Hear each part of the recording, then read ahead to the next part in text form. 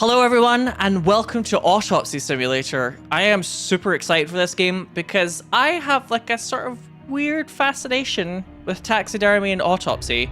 It's a little creepy. I'm not sure if I could stomach it in real life, but I'm also kind of curious as to how it works, and I always find it really interesting how much you can learn about a crime from doing like a really good autopsy. It's kind of wild how much like autopsy science has come on to the point where like you can find out what happened to a body sometimes for quite a long period of time before a death and how somebody died.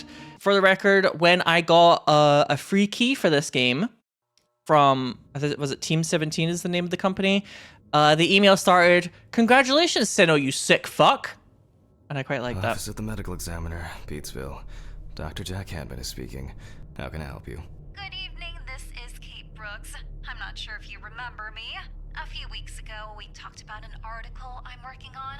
It's about your wife. I dropped by last Friday to speak to you, but you weren't working at the time. I asked the security guard to pass on a note for me. I would like us to discuss the topic of... I thought I had made it painfully obvious for the last time. No! Please don't call me again and stop inquiring about my wife. Oh, his phone's disappeared. Oh dear, it hasn't loaded up the phone correctly. They don't let me work. God damn it. Okay, I'm not in the best frame of mind to record a lecture for my students now. I'm feeling completely broken. I'm feeling completely broken. Where did I leave my meds this time? He was supposed to be reaching for the bottle, but this time it didn't load up correctly, so now it's like he was reaching for the desk. Hi, this is Kate Brooks, a reporter from the New Orleans Weekly. God, she's insistent.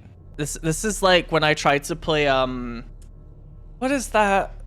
It's not Snatcher, it's the one he did after Snatcher. Hideo Kojima game. He did Snatcher, which I love, and then he did one afterwards, which I tried to stream, but like everything has just pages and pages of text attached to it. Every item you investigate. No, not... He didn't go from doing Snatcher to Death Stranding. You skipped all of Metal Gear, for starters. Police Knots, thank you, Angel. He didn't go from the start of his career to like the last thing he just made. No, I'm talking about Police Knots. I tried to stream Police Knots, but oh my god, it's like every item you click on has like 3 pages of text attached to it. It's just too much. I couldn't... People were like tuning out. It's too dense. Either he was cheating on his wife, or after his wife has passed, he's been getting his fuck on. Oh, I'm so into this. I'm so into how incredibly morbid autopsies are. Dream, rather than a storage room. I don't see any need to mess with the electrics. They are flaky enough as it is. I was gonna say, it feels like this is slightly in the past. First, Jack. Pills. Some of the like technology I've seen and just the way things look, it's like it feels like this is slightly in the past. The lab will be open tomorrow. Oh, when you push through this, it like goes slower. Check the bathroom for pills. That is maybe not where the bathroom is. But the word is, the lab will be open tomorrow. Okay, there's the bathroom. Oh, I love the lighting in here. A little bit of green, a little bit of kind of orangey red, amber, maybe? Amber? Okay, time to pull myself together. What? Those pills look like meat. And get back to work. I'm going to do a toilet inspection. Okay, this looks okay. If the bathrooms are not open to the public, far better, far superior. I need to set up the camera first. Now remember, Jack, don't forget, hit the record button this time. Yeah, this guy's got like a real kind of like grizzled detective voice. Nudity sensor! I'm sorry, but you can't see Dingus.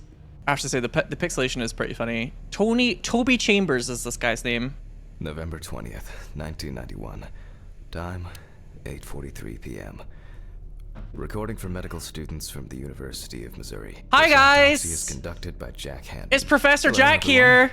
Welcome to the autopsy room. Today, you will have the dubious pleasure of following a full autopsy, step by step.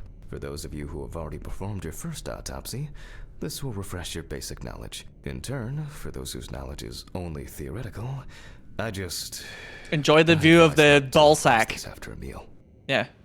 I hope you're getting a good view of that ball sack right now, for those of you students whose knowledge is entirely theoretical so far. I wasn't sure it would amount to anything, but the World Wide Web has been a blessing for speeding up my work. Yeah, so based on the way that this technology looks, I'm getting a kind of like late 90s vibe. 1991. Or maybe mid 90s. He did say 1991, didn't he? Yeah. Oh, he did say 91. Sorry. You're quite right. In like businesses, probably people were getting the internet a little bit quicker before it was like you could have it in your home very easily. So, tell students what is important in this profession. Scalpel, scissors, syringe, magnifying glass, knife. I guess I forgot to clean the knife.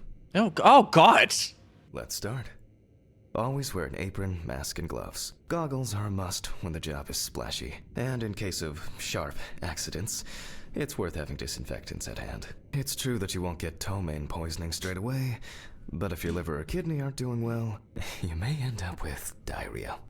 Oh, gross. I don't think I would ever do an autopsy without wearing a mask. I think I would always have it on. The cadaver is placed on its back on the autopsy table. The pathologist stands on the right of the deceased. Make sure that all the necessary tools are always at hand so that you don't have to run around looking for something, like I do all the time.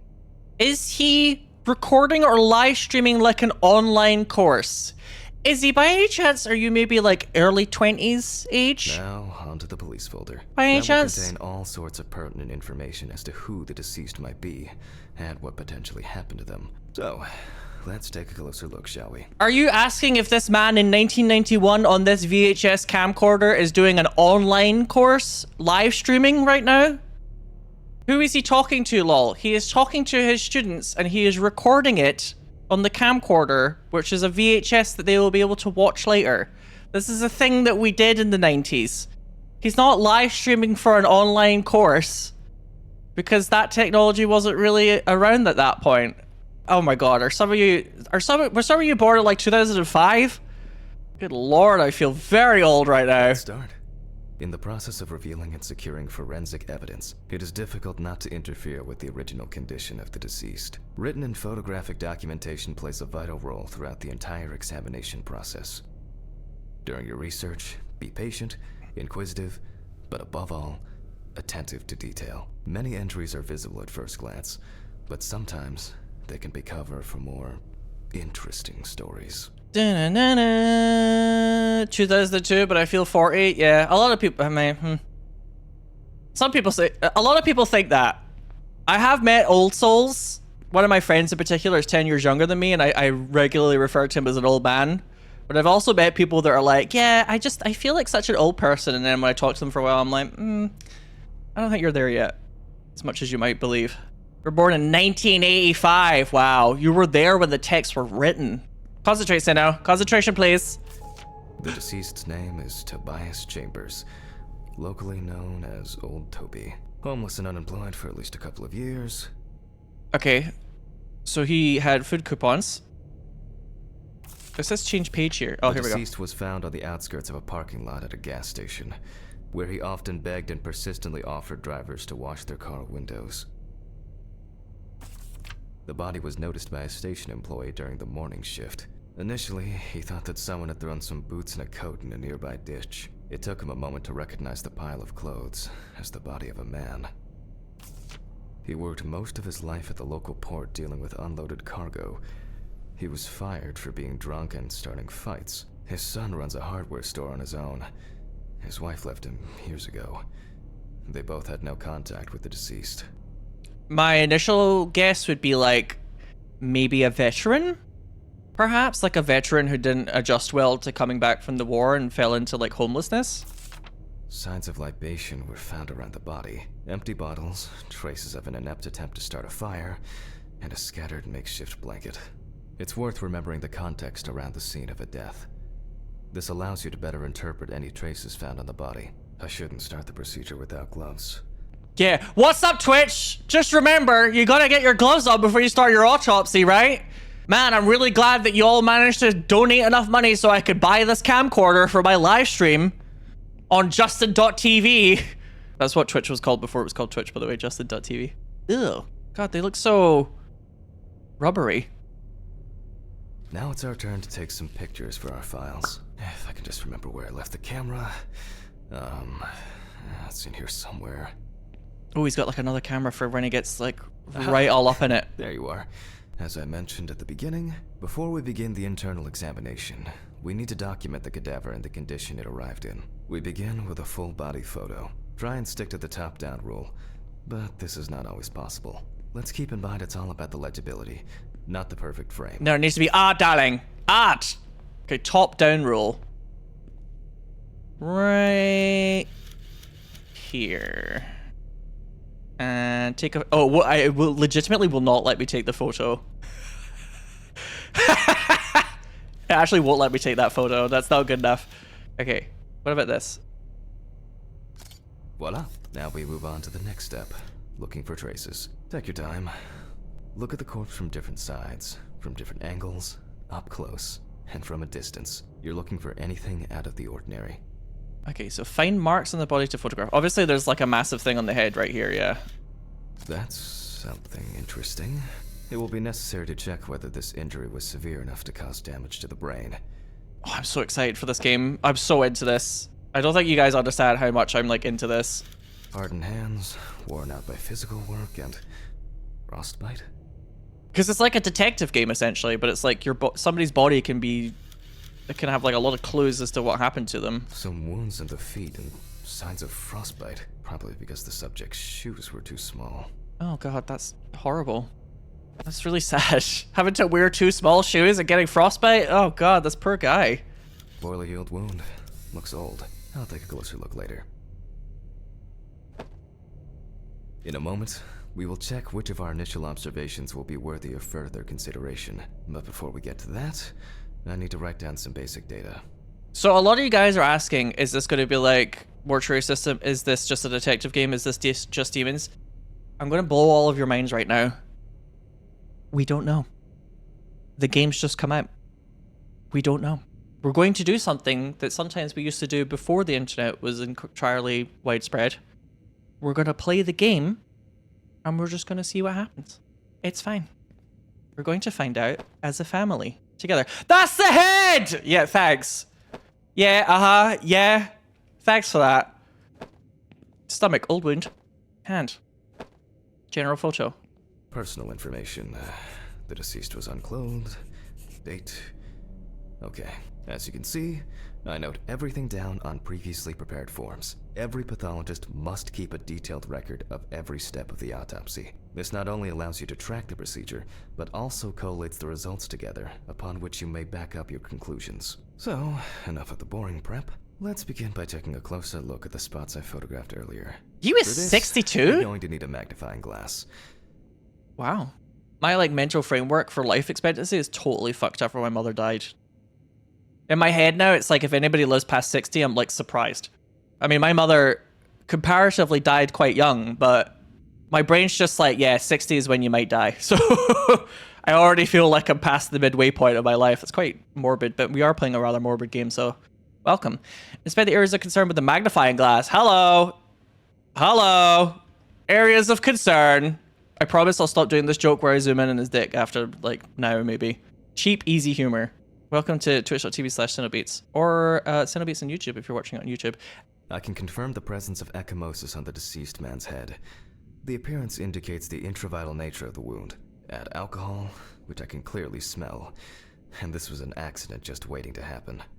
I think that's clever talk for he banged his head. I think that's clever speech for he's got a boo-boo on his head.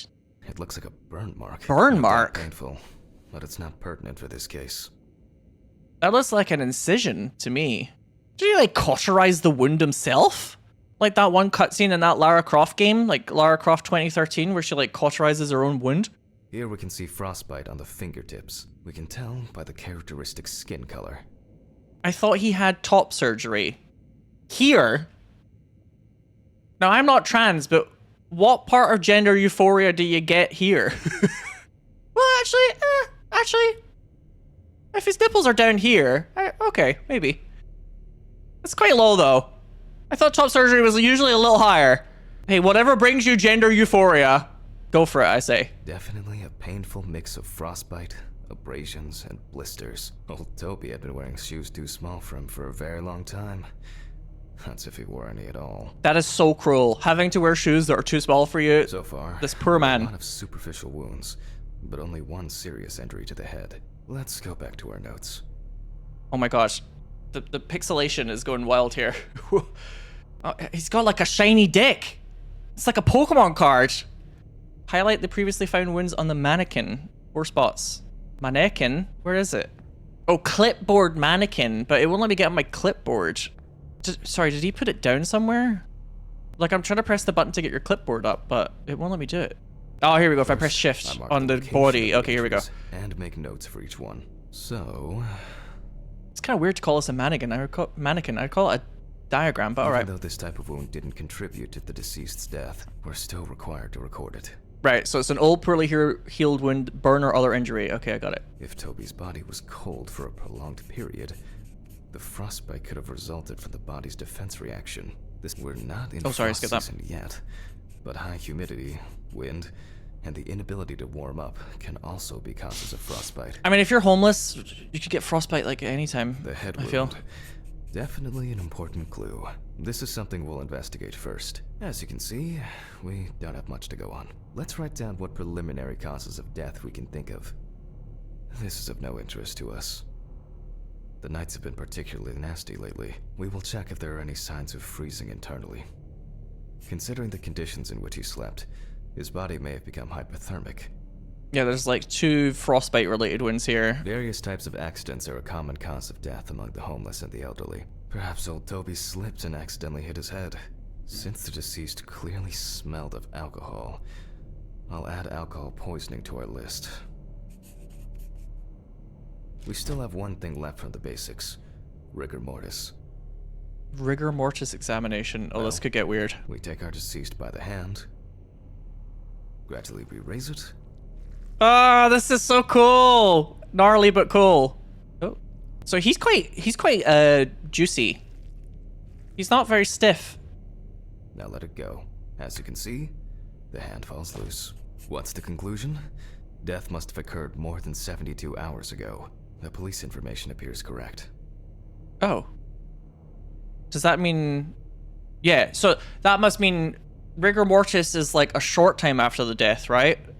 But if it's a long time after the death, the body returns to just being kind of loosey-goosey again, I'm guessing. So it means it's been a couple of days.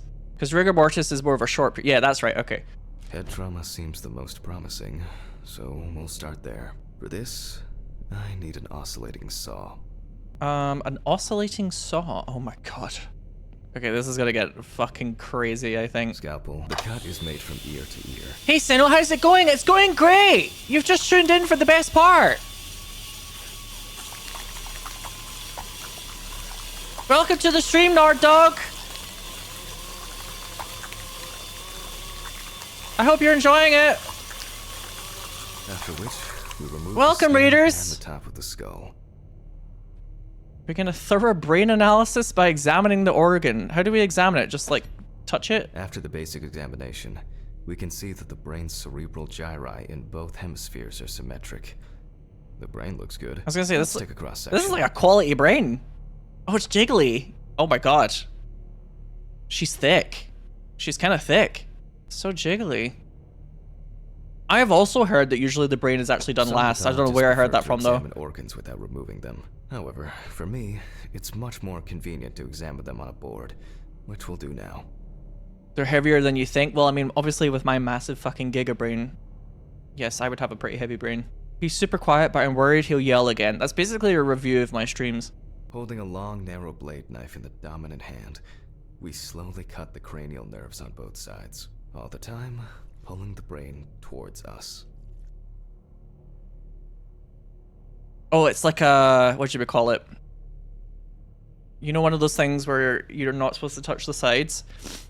It's like electric. So far, so good. Oh, delicious. The hematoma seems to have had no effect on the brain. Congratulations, it was cake. It was actually cake. Continue to examine the body. Accident out as well. Yeah, so there would be some sort of like trauma on the brain if he had had like a fall, and that's how he died. So Brain is in good condition, so we have no choice but to proceed to the internal examination of the other organs. Select the scalpel and begin cutting. The incision should be in the shape of a letter Y. We use a deep cut to reach all. Oh, we're going all the way. To penetrate the abdominal wall. We're giving him a second happy trail here. Now we peel back and separate the skin. With an empty hand, peel back the skin flaps. So I have to get rid of the scalpel, perhaps. Oh my god. He's opened up so neatly. Thank you, sir. It's like opening up a letter. There you go. Now, we need to remove the ribs. We'll need the loppers for this. Oh, this is one of the moments I think that would freak me out a bit. Quite a satisfying crunch, for some anyway. After removing the cartilage tissue, we instantly notice two things. His lungs look fucked. There is no congestion of the internal organs. This means that although the deceased was hypothermic, it didn't kill him. Secondly, the deceased smoked like a chimney. So, we should take a closer look at those lungs. Yeah, my parents' lungs definitely would have looked like this, for sure. Begin a thorough lung examination. We can see widespread lung black examination. and tarry deposits caused by smoking cigarettes. Don't fucking smoke. Despite the tragic condition of the lungs, they are not the cause of death. Alice smoked too. It didn't kill her, but... Anyway, whoops. What was I talking about? Mark the damage to the lung on the clipboard. Lungs. Now's a good time to collect some samples. Okay, syringe. Specifically 3. From the eye, the heart, and the bladder. Oh, from the I'm eye? interested to see the concentration of alcohol in the body. Okay. Vitreous humor analysis is very useful in indicating long-term alcohol abuse. Ooh. I have a bit of a thing about eye stuff. I'm glad it didn't make me, like, open up the fucking eye and then stab it in. Whew. 5 milliliters from the left ventricle should do it. Now from the bladder, we draw about 10 milliliters of fluid. Now we take our samples to the centrifuge. But before I do that, I need to find my notebook. My dyscalculia means that I always double-check the settings. Me too! Excuse me while I run and fetch it. Oh, me too, man. The fuck? Finally, the representation that I have sorely needed. I also have really bad dyscalculia where I have to, like, double, triple, quadruple check my numbers over and over because I keep forgetting them. The notebook from the office. Notebook. There we are. This whole thing is covered in stains. I should check this out under the microscope sometime. Got a bit of a drinking habit, hasn't he? There's like little bottles stashed everywhere. Definitely a bit of a alcoholic going on here, maybe. I'm getting a kind of high-functioning alcoholic vibe from this guy. Now, we set the appropriate time and speed. What is the appropriate time and speed? Time 50 minutes, speed 70%. Not to 100! 15 minutes. Here we go. Let's roll. Is he going to talk about his wife while this happens? Oh shit. The fuses again. Oh god. Oh no. Here we go. And here I thought this would just be... Here I thought this would just be a nice little game about doing some autopsy. Concentration. Do you see it? My wife used to love when I spun the blood. Let's see what we've got here. Everything's separated as it should. Our lab is closed until tomorrow after the last, incident. However, considering that Toby's favorite eau de parfum appears to be ethanol, I'm guessing the results won't surprise me at all. Let's go further. We will now focus on the cardiovascular system, specifically the heart. We remove the organ and examine it closely. We remove the organ by just picking it up. We look for dark hypoxic areas, clots, or other elements that stand out as abnormal. Oh my god, I love how everything's kind of jiggly.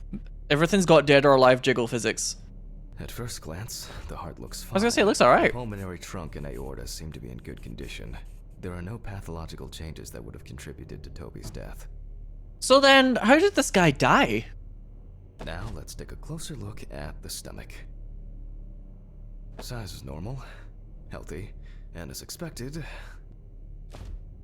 the stomach has no major external damage. We must now cut it open and inspect inside. Okay. We will do it carefully so that its contents do not spill out. Ooh. Cutting board.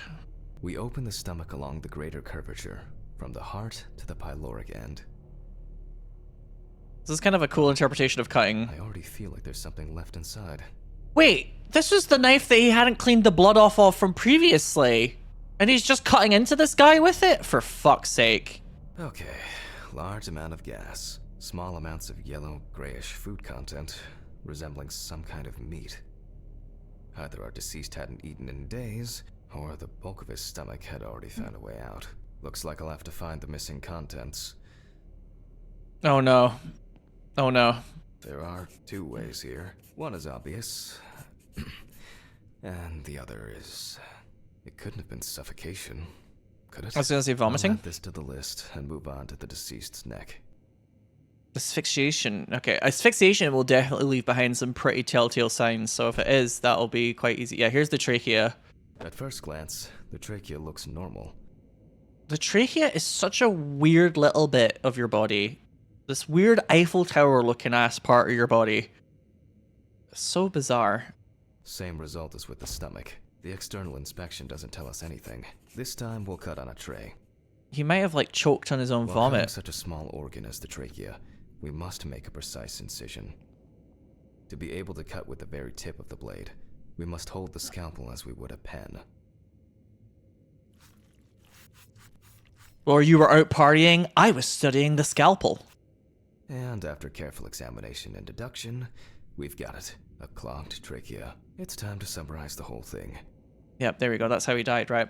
Based on the report and preliminary documentation, it's safe to assume that the deceased passed out after consumption of alcohol and then fell asleep on his back. Then, the gastric contents refluxed and flooded the airways, causing death. That's why we don't forget about the recovery position at dorm parties. Fell asleep or fainted, though. Interesting. Grim, but there you go. Cause of death. Was it an accident? Natural, suicide, unknown, or homicide? I'd say natural? No? And Oh, it's now accident. It's all clear. The death was suffocation. Now, signature. Write your signature. Oh my god, I'm actually writing my own signature. The mystery is solved. But for us, this is not the end. First, the dead body needs to be cleaned up. I probably shouldn't show everyone my signature on the screen. I was just thinking about that. No, that's fine, that's fine. I think there's more safety precautions nowadays that showing my signature wouldn't be the end of the world now I'm thinking about it. That's not my showbiz signature though. If I'm doing showbiz signature, I do Sinow. And Sinow is actually a really fun word to write. For this, we will need to close the body and grab the needle. First, we unroll the skin flaps. Remember to always unroll your skin flaps when you're done, folks. And then, we sew the deceased back up. It's only I'm polite. using the baseball stitch technique. This stitching method is very strong and quick to do. Luckily, I don't have to be very precise about this, because it is a video game, so I can just be like, all over the place.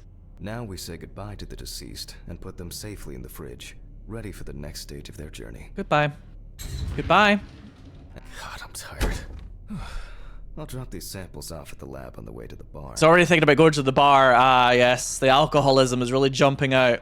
I'll call Steven. I don't feel like drinking alone today. Today, he mentioned Steven before. I think it's somebody else that maybe works there.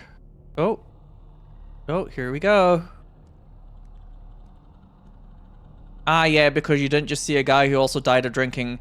They literally put bodies that have died from smoking with like black tar ash lungs on cigarette packets and people still smoke.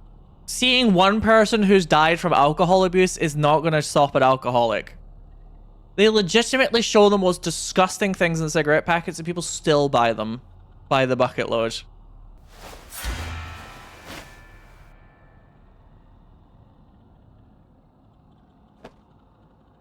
Alas, I knew him well, Horatio. I'm saying that to annoy people because I said that before and people were like, it's Yorick, you idiot! But I used to think it was Yorick, and then I thought I was wrong. So then I was like, is it actually Horatio? But to get it 100% right, here is the quote. Alas, poor Yorick, I knew him Horatio, a fellow of infinite jest, of most excellent fancy, yada yada yada. Because he's talking to someone called Horatio. But if you want to do the quote, just to confirm, because I'm one of these people that sometimes second guesses myself, alas, poor Yorick, I knew him Horatio. Anyway, meh. Oh. Oh dear. It's like an egg.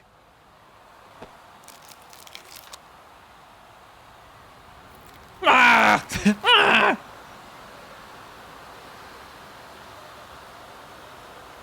Oh no, I'm accidentally in Bloodborne! Shit! Yeah, get him, fellas! Yeah! Yes!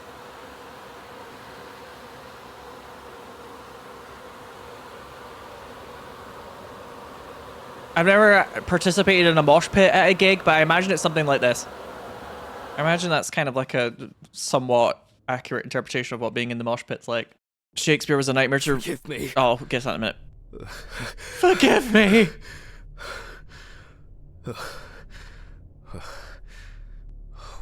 What? Christ. What a dream. Fuck. I'm not gonna say this is how my room looks, but this is how my room looks. Animals swim with the turtles! I wasn't able to support her through this. Oh dear. 09/21/1986 was a pregnancy test. It's always good to have something for a rainy day. Something? You got fucking Benjamins? Holy shit, something. That's a lot of something. So for those of you who are a little bit younger, It's always good to have something for a rainy day. kind of a little bit before my time, people used to have this thing called savings. It was where you had like an excess of money because you didn't have to use all your money on rent and paying for exorbitant groceries. And then usually the excess money you could use if something bad happened in life, or if nothing bad happened, you could maybe sometimes use it to upgrade your living standards, maybe buy a house. It's kind of an outdated concept nowadays unless you're like a Nepo baby, but I thought I'd put a little, little explainer there. This is like a historical concept called savings. Till death do us I know it's weird, right? 09/13/1980. Why do I think these dates are going to be like a puzzle later on? She got it for her first day of work, and she broke it the same day. Oh my god. She said it was for luck. Literally me. Every time somebody ever gets me a fancy pen, I'll like lose it or like runs out of ink or some weird shit. But the coffee didn't wash off the writing. And that she said yes. He put "Will you marry me" at the bottom of a coffee cup.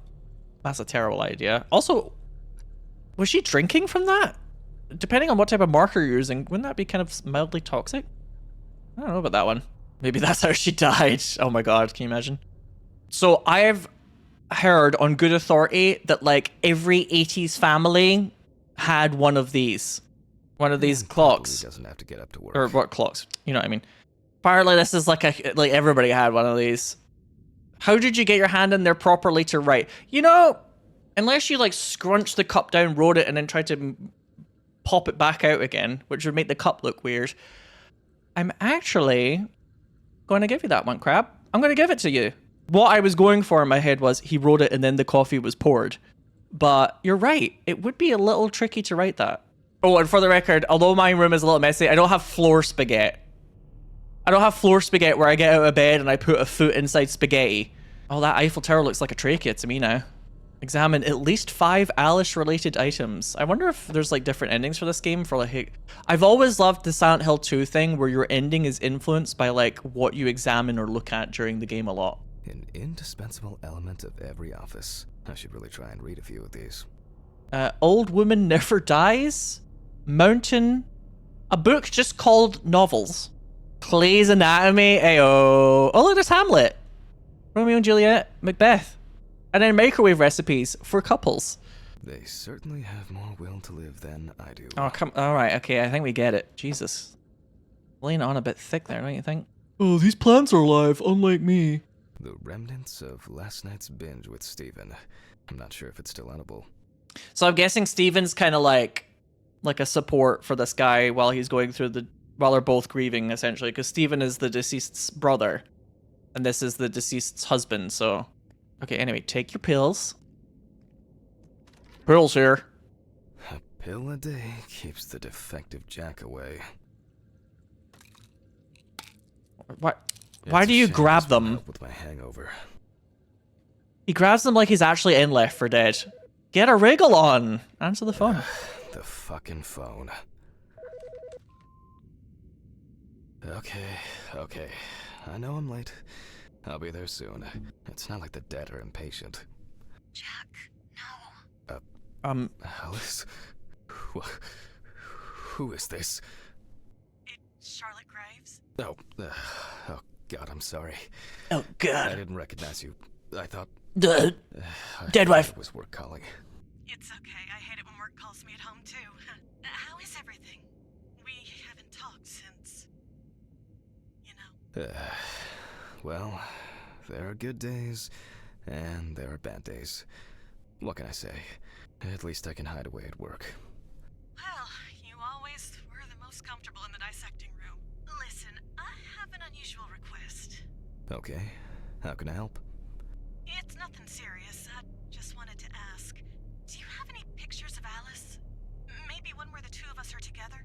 I'd love to have something to remind me of her. I guess. I'm not sure. I'll look through her things. Thank you. I'm sorry to trouble you with this. All this can't be easy for you. I'll get through it somehow. I've been meaning to sort through her stuff for a while.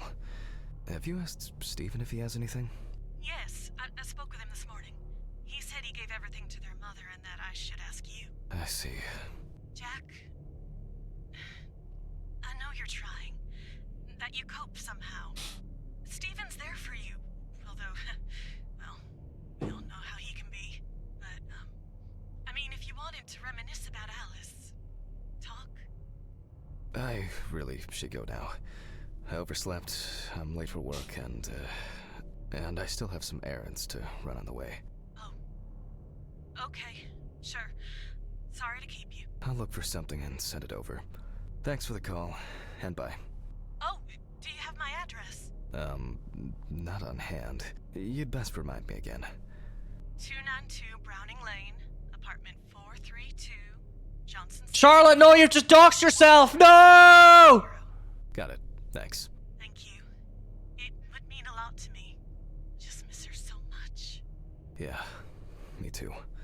And that's okay. I was streaming Charlotte. No! Thank you. Take care, Jack. You too, Charlotte. It was nice to hear you. Well, that was a bit unexpected. I should probably find something to send. I'm guessing you have to choose one photo and send it to Charlotte. I don't want to give her like one of my best ones that's more of like a husband and wife type photo. I don't want to give her this one. That's terrible, that one. What can I send her this? I don't think there is one of her and Alice. Is there? Oh, here we go. Oh, there we go. And Charlotte in Amsterdam. Ooh, yeah, this is a great one. Summer 1975. It's hard to believe they've known each other for so long. Ugh. These were from Thanksgiving. Stephen invited me. I was going to give them to his mother, but then I met Alice. It was the first time I saw her. So I'm guessing like Stephen is a co-worker who happens to be Alice's brother, and that's how they met. I'll do another cultural explainer here. So before apps that made you feel completely fucking dead inside, like a bit of meat on the market, people used to find potential partners for romance and love and dating and sex just like in person. Sometimes through work, sometimes they would go to a place called the bar. Nowadays, you are more connected than ever by using dating apps, and you're also more lonely than ever because the connections made on them are often very shallow and don't make you feel very good about yourself. And not hidden in a drawer.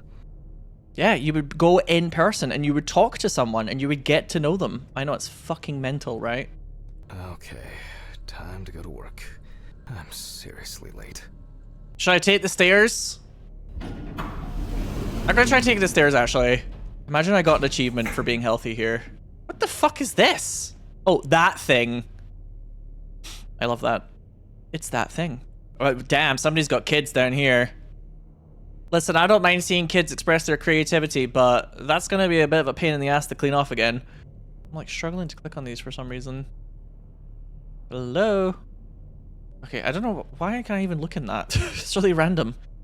This looks a little bit like there's been too much care and attention put into it. I have a feeling that later on in the game I'm gonna come back here and do something, you know? Oh my god! Wow, they put like a lot of effort into rendering this little outside area. This game's got some budget on it. What a random fucking place for a mailbox. A car would hit this. Easily. I hope this helps, Charlotte. Okay. All done here. Time to go. It's like they made the parking lot and then they were like, shit, we need to put a mailbox in it. I think I was supposed to see someone there, but I couldn't see it. Am I supposed to be doing these exercises? Please. Are you fucking kidding? Good evening, Mr. Ridley. The timesheet, Handman. Remember to sign Hanman. Hanman has a tendency to forget things. He's just like me for real. Please use the bell only fucking once. And wait patiently. Hanman, if you leave the autopsy mess again and go home, I'll put it on your car, I promise. Okay, so Hanman's a bit of a nightmare. He's a bit scatterbrained. Do I actually have to sign that, or is it just gonna sass me? So there's Ridley, Hanman, and Shannon. Some corpses have more personality than this guy. Christ. Who leaves the window open in the middle of November? So I'd better check the answering machine. That did creep me out a little bit. Check your voicemail in the office. Hi, Jack. I dropped by a little early today. I left the body with Ridley in the corridor. He wasn't sitting in the locker then, so maybe he'll even throw him into the room. Well, how are you doing? Yeah, I mean, it's your first birthday without her, and... This, I still have a hangover, and you know me, I run to the John like the neighbor's fucking dog. You know, today I slipped on his shit again. That fucking furball. He always has to shit next to my car. Anyway, I can't come over in the evening, but we'll catch up on the weekend, okay? Bye. Bye. I almost forgot. Charlotte called me this morning. She asked about you, so answer your calls, Jack. This time it's not a reprimand for being late. That's par for the course. I wonder when this clown will learn to look under his feet. Inspect your muffin. Birthday. I actually forgot it was today. Alice baked me muffins like these every birthday. A treat for later. I always crave something sweet after a section. Okay, joke's over. Apron, gloves, and get to work. Oh, Jack, you would have loved early 2000s random humor. LOL, Tim Muffin, haha, Te Pie. So random, banana, monkey, hee. Oh man, I remember you. God, we were easily amused back then, weren't we? You were Fuck on now. that talent show. What was your name again? I need to order another batch of these. I've got to remember to do that later. I made you a cookie, but I eated it. Oh, gosh. Ugh. So apparently this victim was on a talent show. Okay. Set up the camcorder to document the autopsy. Oh, it's already on the tripod this time. Stephen laughs at me for recording everything. He says I have a bigger collection of stuff like this than most of the creeps he's caught. Oh, so maybe Steven works for the police? November 21st, 1991. Time, 9:13 p.m. The autopsy is conducted Or he's a by security Jack guard or something? Hanman, lecture for the Medical University of Missouri. After yesterday's lecture, you should already know the ins and outs, so today we'll be consolidating our knowledge. So, where do I start? That's right, police folder. That's right, the police folder. Okay, so this is Samantha Barker. Yes, Samantha Barker. Now remember, there's probably going to be a lot of chatter about this. I think autopsies are usually recorded, actually. Although I don't know if that was the thing back in 1991, but maybe. Oh, the music's kicking up now, so this must be quite a prominent case.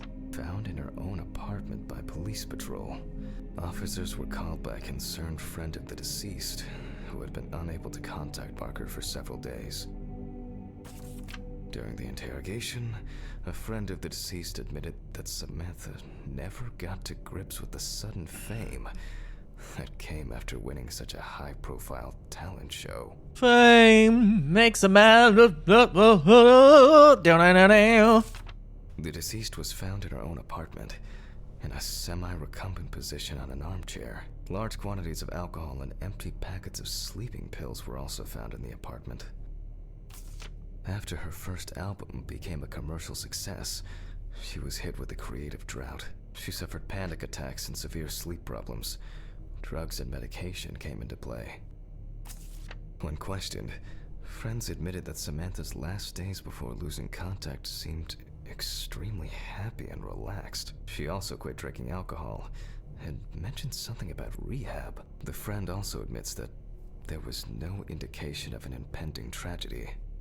The relaxed thing, if somebody was going to take their own life, sometimes it's like if somebody's made that decision, it's like they realize they don't have to care anymore. But usually that's kind of like a disconnected sort of feeling almost. Like, obviously when people take their own lives, you can't always tell, and there sometimes is no signs, but the rehab thing is unusual if that was the case. Well, let's see what settled this matter. As you can see, the body is fully clothed. Therefore, before we move on to photographic documentation, we must remove the clothes. This time, we don't have to focus on the clothes too much. However, there are cases where a clothing analysis can lead to the cause of death. Okay, now we can continue with the examination. Again, begin by taking photographs of the cadaver. I guarantee that over time it will cease being embarrassing for you. Yeah, when you work in like medical science, eventually human bodies, you just see so many of them that you probably stop thinking about it. First, we photograph the Stops whole being a body. thing. It must be a bit more tricky to see any wounds on the head sometimes if people have hair like that. Yes, I've seen this many times. Yes. Fucking gnarled fingers, yes. You don't get such bruises from a normal contusion. Oh yeah, the neck wound? Hello? Interesting. Very uneven. We need to investigate this. Yeah, fascinating. Yes. I don't immediately know what type of wound this is. I love it. A mystery. Well, there's even more here. Jack, could you try to sound a little less morbidly curious? A few we will need to look into here. Stomach bruises, right hand, hanging mark on the neck, feet, left arm, general. Okay, here we go. Some furrows have imprinted more strongly, others less, as if someone was, undecided. That's kind of unusual. It also sounds a little bit like, I mean, if you hang yourself, it's kind of just like you kick the chair out and then that's it, right? So it kind of makes it sound like somebody else strangled The her. number of bruises suggest that there may have been some kind of tussle. Yeah, this definitely looks like a fight or something. Such bruises are caused by either a very heavy blow or by some internal issues. Okay. What about the And hands? here's something interesting. The skin of the deceased is covered with numerous blisters. Some of them are ruptured. Others still contain fluid residue. All right, here. Given the condition of the deceased, it's difficult to tell immediately whether the bruises were the result of a struggle or perhaps the result of iron deficiency. On the neck, That's a lot of iron deficiency for a bruise like that. furrows, indicating that strangulation may be the probable cause of death. Jesus Christ. Girl, you got to take those iron tablets if you're getting bruising that big. That's a very large bruise for iron deficiency, surely. Currently, it's difficult to say whether the bruises were the result of a beating or whether it could be some kind of internal bleeding. In general, such blisters usually appear in the case of mechanical abrasions, but due to the place of occurrence, this should be excluded. The most likely cause of such skin changes is the high concentration of barbiturates in the body. Although it's easier to have abrasions on your feet, but the number and size of the blisters suggests that it's probably a matter of barbiturate poisoning. Okay. The examination with a UV lamp will dispel some doubts. Potential attackers could have left traces. A severed spinal cord, trauma to the larynx, or trachea will verify whether the hanging was the final nail in Miss Barker's coffin. They can usually tell, though, if it's like a self-inflicted strangulation or if somebody else has fixated you, right, though? After examining It the usually looks organs, different. we can easily verify whether there was internal bleeding or whether the deceased was suffering from something. What about blistered hands? I'll add barbiturates to the list of necessary An overdose, tests, perhaps. to be checked in the lab later. Given the testimony of the victim's friend, I add alcohol poisoning to the list of potential causes of Miss Barker's death. A blood test will no doubt quickly verify that hypothesis. But first I'll check for external traces. For this we use the good old UV lamp. I wonder how much of the like early 90s and before they had to just be like, it could be alcohol or I suppose if it's like cigarette related, it would be a bit more obvious. But like, I wonder how much of the time they were like, or they drank too much was just a thing back then, you know? Begin a thorough external analysis with the UV lamp. Is this one of my tools that I can just get up here? It is, okay. I look carefully at the whole body. UV rays will reveal any traces. The area around the Oh, I want one of these! torso. Empty, with that right hand clean. The left hand seems to be fine. No marks. Legs, There's nothing here. Ah, well, nothing to surprise us here. Now gently, we take the deceased by the hand. I want this in my life. Those things are cool. Right. We check for rigor mortis. Rigor mortis. Here we go. I love how the rigor mortis examination is just basically picking up the arm and then letting it plop down again. There isn't like a scientific tool for it. You just pick up and go. You know what I mean? Okey doke, up, all the way up. Again, the hand falls freely.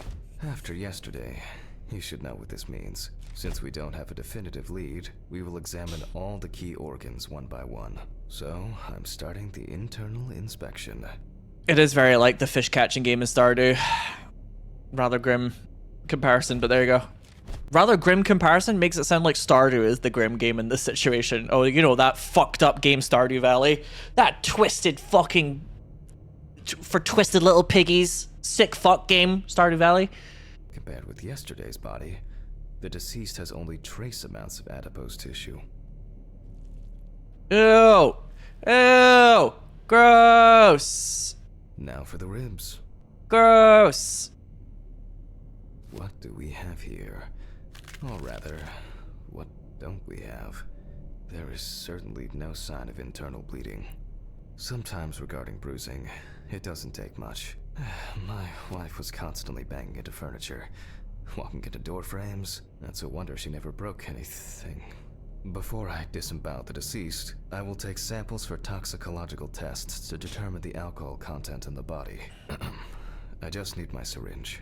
Just to be sure, I'm taking samples from 3 organs: the eyeball, the heart, and the bladder. Okay. Analysis will rule out, or confirm, alcohol poisoning as the cause of death. So, the women in my family have that problem. Or at least on my mother's side of the family. They always bump into things and they bruise a lot.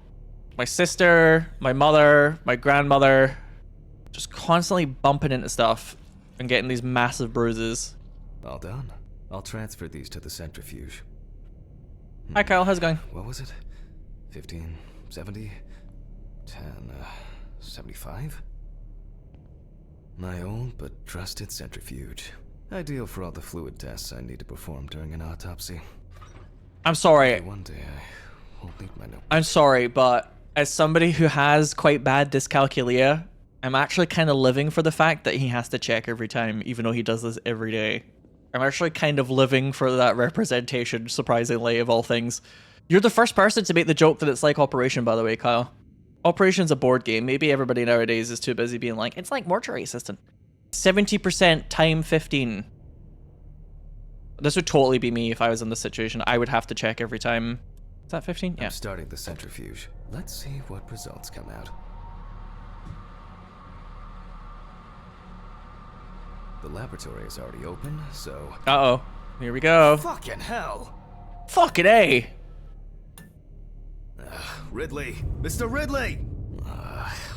Where is he? Here we The go. fuses need resetting. Fuck it. I'll do it myself. I swear there was a flashlight in here.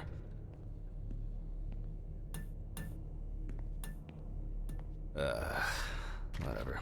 I know where the switches are anyway. I don't love this. I'm not loving it. First the right, and then the left. Right. Left.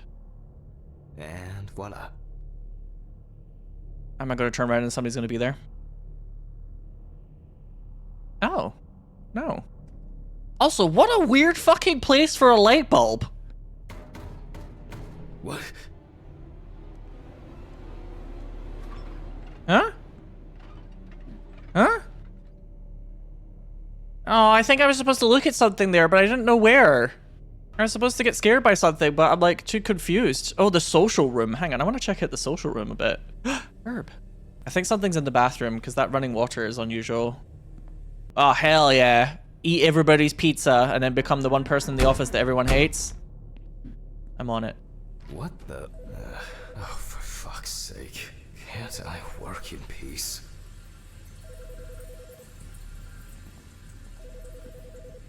Oh, I'm like stuck on the cleaning. This place is disgusting, by the way. This place is well filthy. Hello? Jack Hanman speaking. Easy, why so rude? Steve? Sorry, man. This place is falling apart, and Ridley won't even lift a finger to help. You just can't work here. Did the centrifuge strip the fuses again? Yeah, eventually everything's gonna go up in smoke. Look on the bright side. It's a free cremation with your autopsy. Jesus, stop it. That shit pisses me off. Okay, sorry, Jack. Alright, a little touchy. Anyway, I'm calling to ask how the autopsy's going. Soon there'll be journalists sniffing around for info, so we'd best be ready. I'll whiz through this in a couple of hours. It doesn't look like a complicated case to me. More of a formality. The report will be available in the morning. Sounds great. Thanks. Phew. How's your head? Well, Haven't had any complaints so mine far. seems better than yours. On the way to work. Holy fuck. Jack, turn on the radio. What? Hmm? What's happening? Quiet. A 3-car police convoy was involved in an accident near Pete's Bay Bridge while transporting prisoners to Orleans Parish Prison. At the moment, we do not know the exact number of victims or whether any of the convicts escaped. However, the scale of the accident indicates a large number of victims, possibly even fatal ones. Police are on their way to investigate the incident and secure the area. We know that the injured prisoners are on death row. The police were to transport them to their execution, which was to take place Clipping the tomorrow microphone a morning. little. Many of them are very dangerous criminals. We will report on the matter on an ongoing I think it's supposed to be basis, him holding up so the stay tuned radio to the with phone. us. What? Was, Steven, was Red Pete one of the passengers? Red Pete. He was, wasn't he? What if he survived? Jack, I have to go. They want me on site. What if he survived? I gotta go. Talk to you later, okay? Red Pete. Fuck. Calm down, Jack. Pills. I need my pills. You heard him, Jack. A serious accident. Lots of victims. He's definitely dead.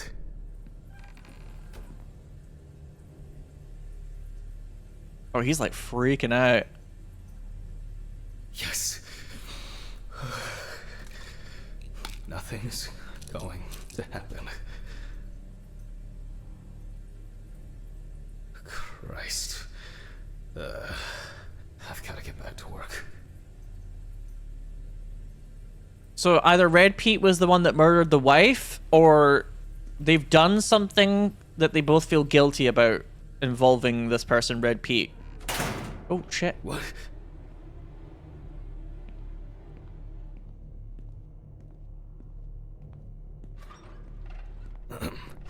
Technical break. At least I know I can pursue a career as a janitor if I need to. My old but trusted... Fucking hell! Here we go. It's beginning to sound like a horror game now. Right, let's see if we were able to get anything out of this piece of crap. And miraculously, yes. The samples did spin. I'll transfer them to the chromograph in the lab. The office window was open when we arrived, right? So somebody else could be in here. Alright, let's load this up. Yeah, maybe that's the thing, Courtney. Maybe he testified against Red Pete in the murder of his wife case, and if Red Pete has escaped, then obviously as the person who testified against him, he's like very scared. He sounds like Red Pete's going to do something to harm him, it sounds like. If he's at large, so to speak. At large. Where'd you take that? Pipette! Such an elegant little word, Just pipette. take 5 milliliters from each. 5 more. 15 milliliters. That's a lot of milliliters. The chromatograph. Ooh, that makes a very satisfying noise. Let's see what we have here. The results indicate that the deceased did consume alcohol shortly before her death. However, this is not an amount that could cause poisoning leading to death. Just slight inebriation. I can return to the body and continue the rest of the examination. Yeah, he's kind of narrating everything as if he's still talking to the camera, but he's not. Because the camera's in the other room, so... The chromatograph results show that we can eliminate alcohol poisoning from our list. Now I'm talking to the camera. Death.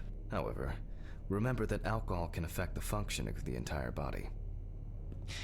What's up, guys? It's your boy, Jack Harmon here. And today we're going to use the chromatograph to analyze if there's alcohol still in the victim's blood. It disturbs the heart rhythm, accelerating its rate, and dilutes the blood, which may result in more severe bleeding in the event of an accident. Also remember that alcohol affects the metabolism of drugs in the liver, which I'll now look at in more detail. So she doesn't die of alcohol. First, I'll pick up the syringe again. I'll take samples from the liver and the heart to test the concentration of barbiturates in the body. Damn, those smokers' lungs, though. Good lord.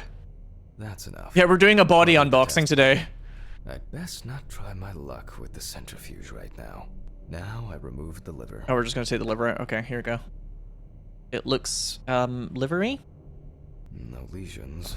However, it is slightly enlarged. Perhaps it's a slight inflammation or drug-induced damage. It may also be the result of the deposition of substances from drugs. Let's check the weight of the organ. She got one of those chonker livers. She got a premium one. The weight is 1,300 grams. The liver is enlarged. She's got a super rare liver. To a cross-sectional study. Perhaps the enlargement is the result of early cancerous changes. The blade glides through smoothly. I don't feel like I'm encountering any changes with an unusual structure. No steatosis or cirrhosis. The liver is actually quite clean inside. Congratulations on your quite clean liver. I was wondering why he kept saying that the blade cuts through very cleanly, but I suppose actually if it feels like crunchy or if there's resistance, that's actually a sign. I thought he was just like, wow, this blade is so good. The liver is basically healthy. We already know that the deceased didn't abuse alcohol. The question is, what about drugs or other substances? This one's a little gnarly looking. Oh. At a glance, we can see signs of a heart attack. Oh shit.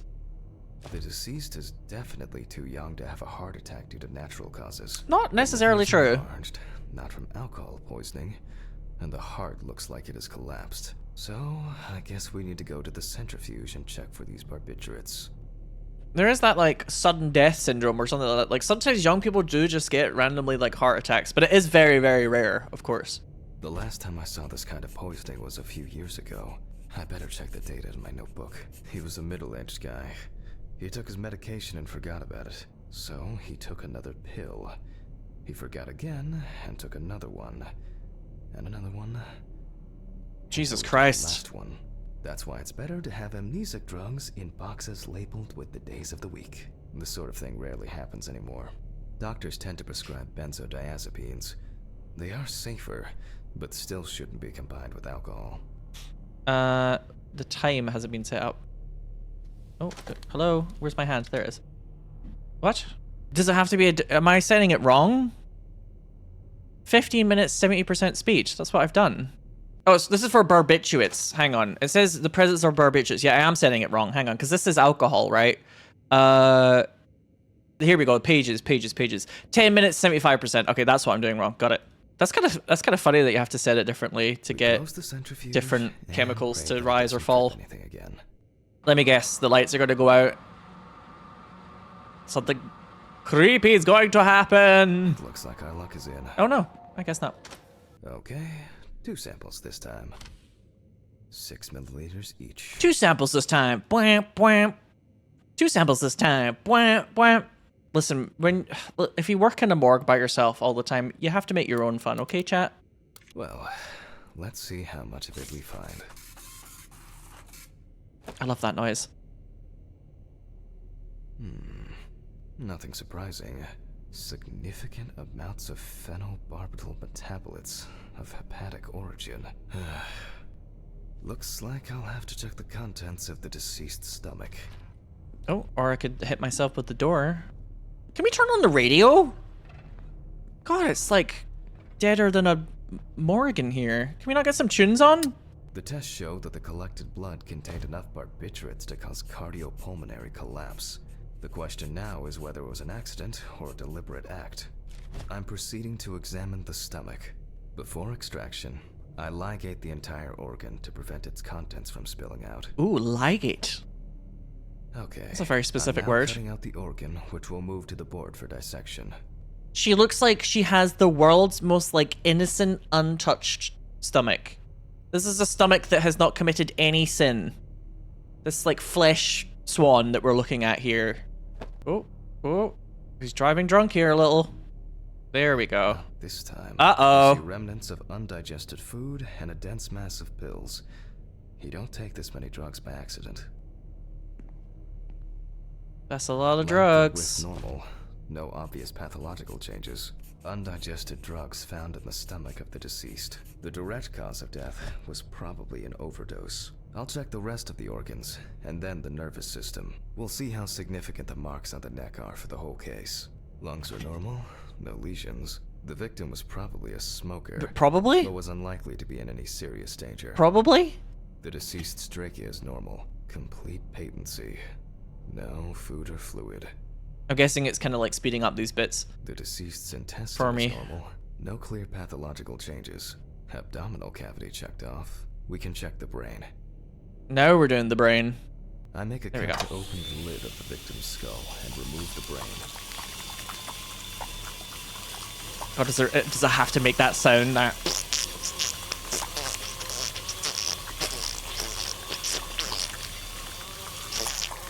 Brain is normal.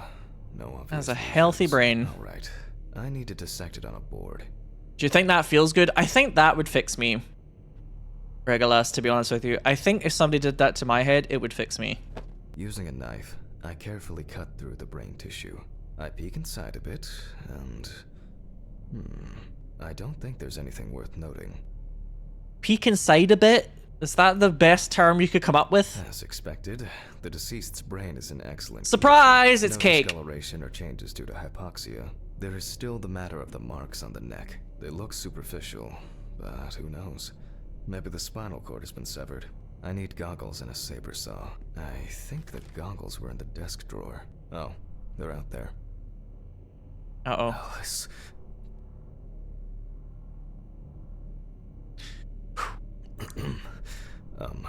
Saw. I need saw. I need saw. Fuck. I don't see it here. Oh. I know. I probably left it Not in the but it's basement. cleaning. No, not the basement. Oh, shit. Mr. Ridley, I need a key to the basement. It's in the social room. Why is the key lying at the... never mind. Thank you. Hey, Hammond. Did you hear about the convoy? Well, maybe you'll get a chance to relive your glory days and catch Red Beat again, huh? Let's hope there won't be a need for that. Okay, so as we were theorizing earlier, I'm guessing we've like testified against Red Pete in some capacity, and that's why they're both really scared, because they're like, what if Red Pete has escaped and wants revenge? There it is. Please, may this be the last trip. I don't want to go to the basement. I don't want to go. Is he really not going to take off his gloves the whole fucking time he does this, by the way? That can't be good. Fuck. Why did the prison convoy have to get into an accident? Jack, take a deep breath. Deep, pleasantly cool breath. You're nearly finished with the autopsy. Then you can go home and rest. I got into the email for getting a key for this game. I think I could tell you guys this. Maybe I'm not sure if I was supposed to. They said that there was like a bug where you can get stuck inside the dumpster outside if you try and walk into it, and then there was like a note beside it that was like, won't happen under normal circumstances. It's like, yeah, if you keep walking into this dumpster, you can get stuck there. God, everybody fucking smokes all the time in the 1991. Christ, constant. I'm so glad that's something that started to die off. I know vaping, I know, but ugh. It was the one of the things about my holidays to Spain that started to bug me, because everybody I was with smoked a lot apart from me, and I was like, I'm realizing now how much of my life I don't have smokers around me and how much I actually really... It starts to bother me after a while if it's like constantly just smoky room. Fuck! It's jammed! Doesn't anyone do maintenance around here? Evidently the answer is no. Damn Red Pete. Never again, if only. This guy really sometimes sounds like Archer, doesn't he? Like, it's actually kind of wild how much the voice actor occasionally sounds like Archer. Jesus. He's kind of jumpy, isn't he? Look at this place. It's a fucking travesty. Is somebody living down here? Student lectures and their fucking props. What the fuck is all this crap?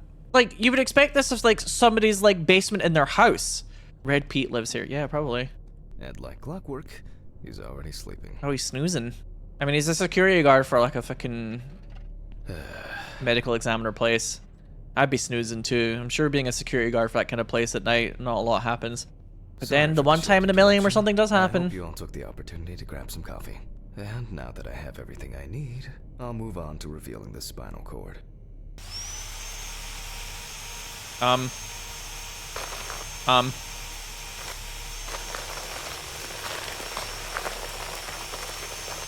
Is he asleep or is he dead? Dun dun dun. We'll find out.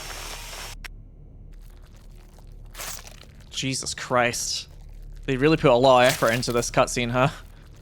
Or this gameplay segment. The spine is removed. If somebody did that to my See, spine, the it would fix spinal me. cord was not severed. This shows that apart from the marks around the neck, hanging didn't negatively affect the condition of the deceased. Ladies and gentlemen, almost over. Now, to sum up and tidy away the body. The hanging didn't negatively affect the The deceased. direct cause of Samantha Barker's death was a heart attack resulting from an overdose of barbiturates. Traces found on the body suggest that the overdose was a deliberate act, following a failed attempt to hang herself. Ah, I see. The autopsy found no evidence or genetic materials indicating that death could have been the result of an attack. Third-party involvement must be excluded. So suicide. Autograph, and we can start sewing. Here we go. Ooh. Oh, I accidentally clipped at the bottom there. Boop. In the 1950s and 1960s, the use of barbiturates for suicide was actually quite common. I think it was most talked about after the death of Marilyn Monroe. She started doing a heart on the eye. It's a little much. It's a little much for me. Well, Done. we're done for today. Thank you for your attention. Goodbye. You are the weakest link. Goodbye. Day. I can feel those hunger pains coming on. I guess I'll have to pick something up along the way. Gloves in the trash. Leave the apron for cleaning. Now I can go. Camera. Jesus Christ. I feel like I'm playing Doom again and I'm getting hit by something. I don't know where. Oh, are we not turning off the camera? No? Okay. Good night, Mr. Ridley. The police will pick up the body and accompanying documentation in the morning. Sure. See, he's not dead. Chat. God, some of your imaginations are running wild in this game. I guess there are actually two things in this world you can be certain of. Death and Ridley's reluctant attitude. Alright, maybe three things. My whiskey on the rocks when I get Take home. your gloves off! He's still wearing the gloves! Did they forget to have a moment of that scene where he takes the gloves back off again? I feel like the developers just forgot. So cold. I guess I should have brought my jacket to work. Let me guess, the gloves will This magically be block off now. can be quite intimidating when it's so quiet. I can't imagine why. Almost there. Stephen didn't want to go out for a drink tonight, so I'll drink my whiskey in the company of my TV. Shit. I forgot the muffin. Well, Ridley will have a nice treat for the night. I'm sure he'll be his happy, thankful self tomorrow. I'm guessing this character's supposed to have ADHD. Because he forgets everything all the time. He's very scatterbrained. He has dyscalculia. He's got some untreated ADHD vibes going on here. I feel so seen. I feel seen. I'll use the elevator this time. Although I am going up and I pressed the down one. Whoops.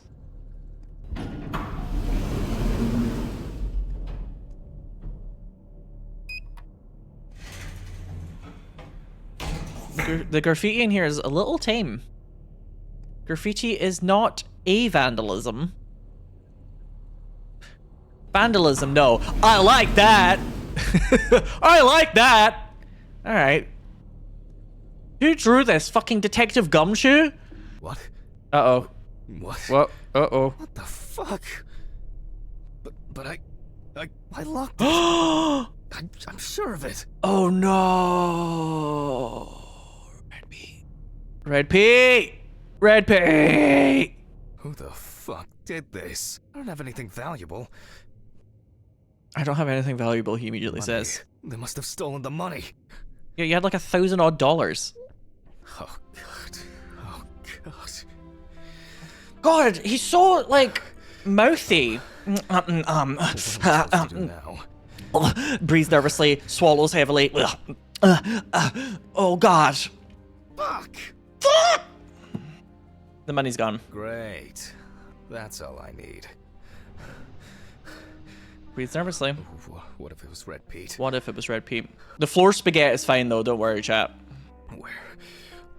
I need my pills. I need my pills.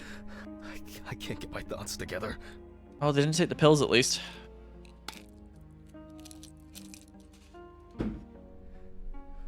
Okay. I'm gonna have to report this to the police. Christ. Why did the neighbors not report anything? I'm calling Steven. Men murder old lady. Lone survivor worried about his wailing mother. This is the newspaper? This is extremely unprofessional wordage. Wordage is not a word, I don't think. Very unprofessional. Steven? Now, Jack, I told you I'm going for a drink with you for another night in a row. That's not why I'm ringing. Although I could do with one. Someone broke into my apartment. What? Did anyone see anything? Have you called the police yet? No, I don't think so. Anyway, no one contacted me. As for the police, I'm calling right now, officer. All right. Do you want me to head around? Look for any trace evidence? Trace evidence. Sure. I don't know. No, I guess not. Honestly, I don't have the strength to deal with it right now. I don't have the strength. I just want to lie down. Are you sure? Because it's no trouble at all. I think so. I'm sorry. I just wanted to calm down a bit. I don't know. That's probably some stupid joke. Only money was stolen. Money? From Alice's box? Oh, fuck. Listen, I can come over. I have the key. I'll drop by, do what I need to do, and you go get some sleep. No, don't trouble yourself. Lately, I've been just so tired and distracted. I don't know. Maybe I forgot to close the apartment door on my way to work. If anything else is missing, I'll let you know and call the police. All right. Just make sure you close it tonight. If you see anything weird tomorrow, let me know. We're gonna see something weird tomorrow, aren't we? This may be watching you. I don't think anyone is dumb enough to come back. You're probably right. Take care, Jack. If you need anything, call me. I promise I will. Thanks, Steven. Sorry to bother you again. I've just been all over the place lately. We know! It's not a problem. I know! Good night, Shut up, Jack. Fucking hell. Yeah, I'm so fucked up. I'm so fucked up. I'm like heckin' fucked. God, I get it already. I don't think this game... I think one of the biggest things that I'm wondering Clean this shit. about this game is like, is it gonna have supernatural elements? But I kind of feel like it's gonna be more of like a mental health thing, which can also be rather hokey and To tired, be but... honest, I could leave it like this. I still don't understand why Alice liked this painting so much. There you go. Oh my god, does everything need to have a narration attached to it? Didn't break. Jack, why? Oh. Well, that's not good. I think I'm just tired. I think I would clean my house more if it was this easy, by the way. If I could, like, touch the object and it would float back into position, I'd definitely clean my house a lot more often. Yeah, nothing like a good burglary to be like, I should clean somewhat. Clean? Wow, okay. I don't even know the word clean. Look at these off-brand Pringles with the cute little face. The voice actor, he's got a nice voice, but it's like, I think they were a little bit too enamored at making the game feel immersive, so he's got a little bit, he's kind of overly yapping. Yeah, the guy's a walking, yeah, he's like sighs every 2 seconds. It's getting a little bit like, yeah, we get it. Are you gonna sigh now? Oh yeah, I should take my pills. Ugh, pills. I don't feel great. Ugh. I feel like it takes me forever to finish these things. Ugh, ugh. It will never look clean. I need to quickly change and finish getting ready. Stop! Ugh. I'm late for work again. I'm gonna be late. Ugh. I have to get clean. Ugh. My apartment. Ugh. My dead wife. Ugh. Got my keys, got my files. Check. Stop!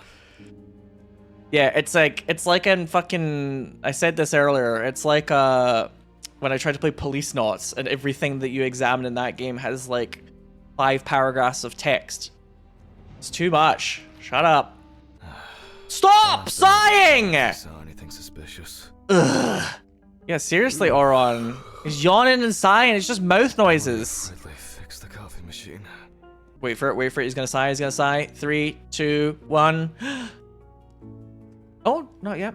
Maybe a bit optimistic. Yeah. I'd better grab a coffee on the way. Wow. He went like 10 whole seconds without going, I'm exhausted. People were saying he was too soft-spoken. Stephen brought in today. Oh, the game just loaded something very clearly there. I'm expecting shenanigans soon. I felt that. Mr. Ridley. No, he's not here yet. No, I'll deal with Adam. I hope he... Oh, come on. He was too lazy to even wheel the gurney to the autopsy room.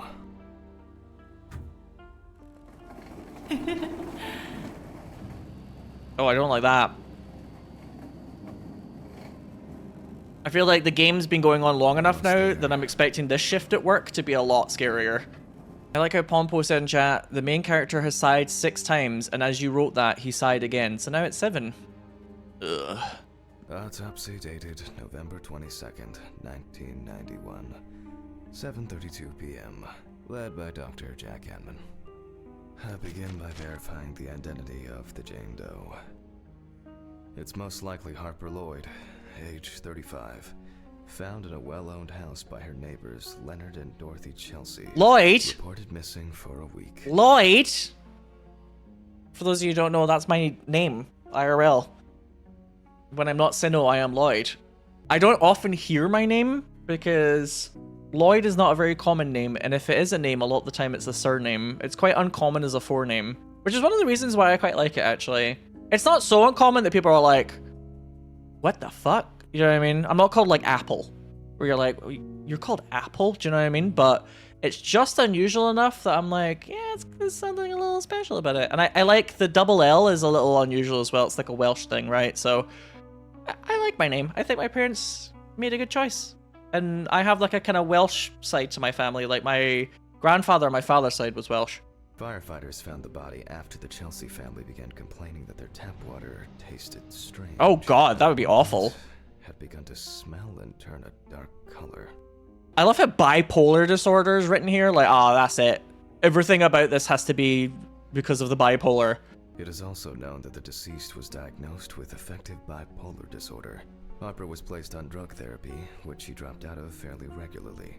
During her treatment, she was under the care of her common-law partner, Richard Benson, professional truck driver. Okay, so that would be my first suspect. The last person who had contact with the deceased was her partner. Harper's last message read as follows. I'm gonna take a shit in their stupid well. Then we'll see who has the last laugh. Nice one. I feel like I vaguely remember hearing about a case like this that actually happened. It might be based on a real one. Police records also show that Mrs. Lloyd was in constant conflict with her neighbors. The constant parties and subsequent brawls made living in the area nearly impossible, especially when Lloyd's partner wasn't around. It's so weird hearing him say my name like that. I think this guy, I thought I quite liked his voice at first, but his like dulcet tones are a little bit too kind of like smooth and dulcet, and it's starting to become very like repetitive. Do you know what I mean? It's like his voice sounds nice, but it's everything is just always said in this kind of like cool guy kind of voice with this kind of croakiness to it, and it's starting to kind of get on my fucking nerves. I proceed to the most important task in forensic identification. Let me just get that, sorry. Person is to distinguish whether the death occurred before or after entering the water. Yeah, it sounds a bit like he's trying to do this kind of like cool guy grizzled voice a little bit too hard, and there's not enough variety to the voice, so I'm getting like tired of it. Okay, that could have been worse. I carefully removed the victim's clothes so as not to damage the skin.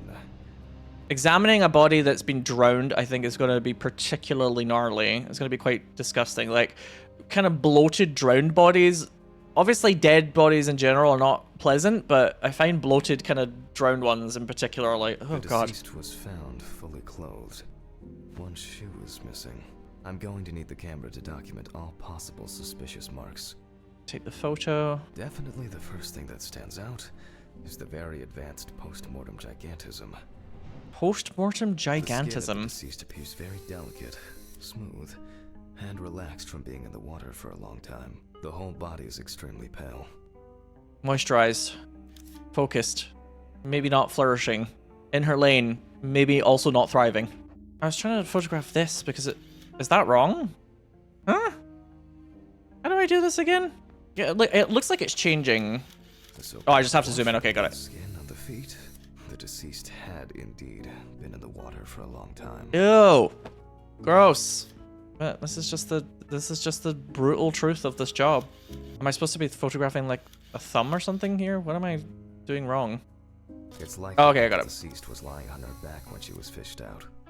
It pulsates like that if you've got the right area but the wrong zoom. Post-mortem markings are seen on the underside of the body. That is, on the back, thighs, and calves of the deceased. There are bruises and hemorrhages on the neck. These usually occur due to increased inhalation when fighting to breathe underwater. God, that would be horrible, wouldn't it? Like gasping for air underwater and like bruising yourself. There are some obvious scratches on the skin. Like, think about how painful it is when you swallow water or any other liquid down wrong. Do you know what I mean?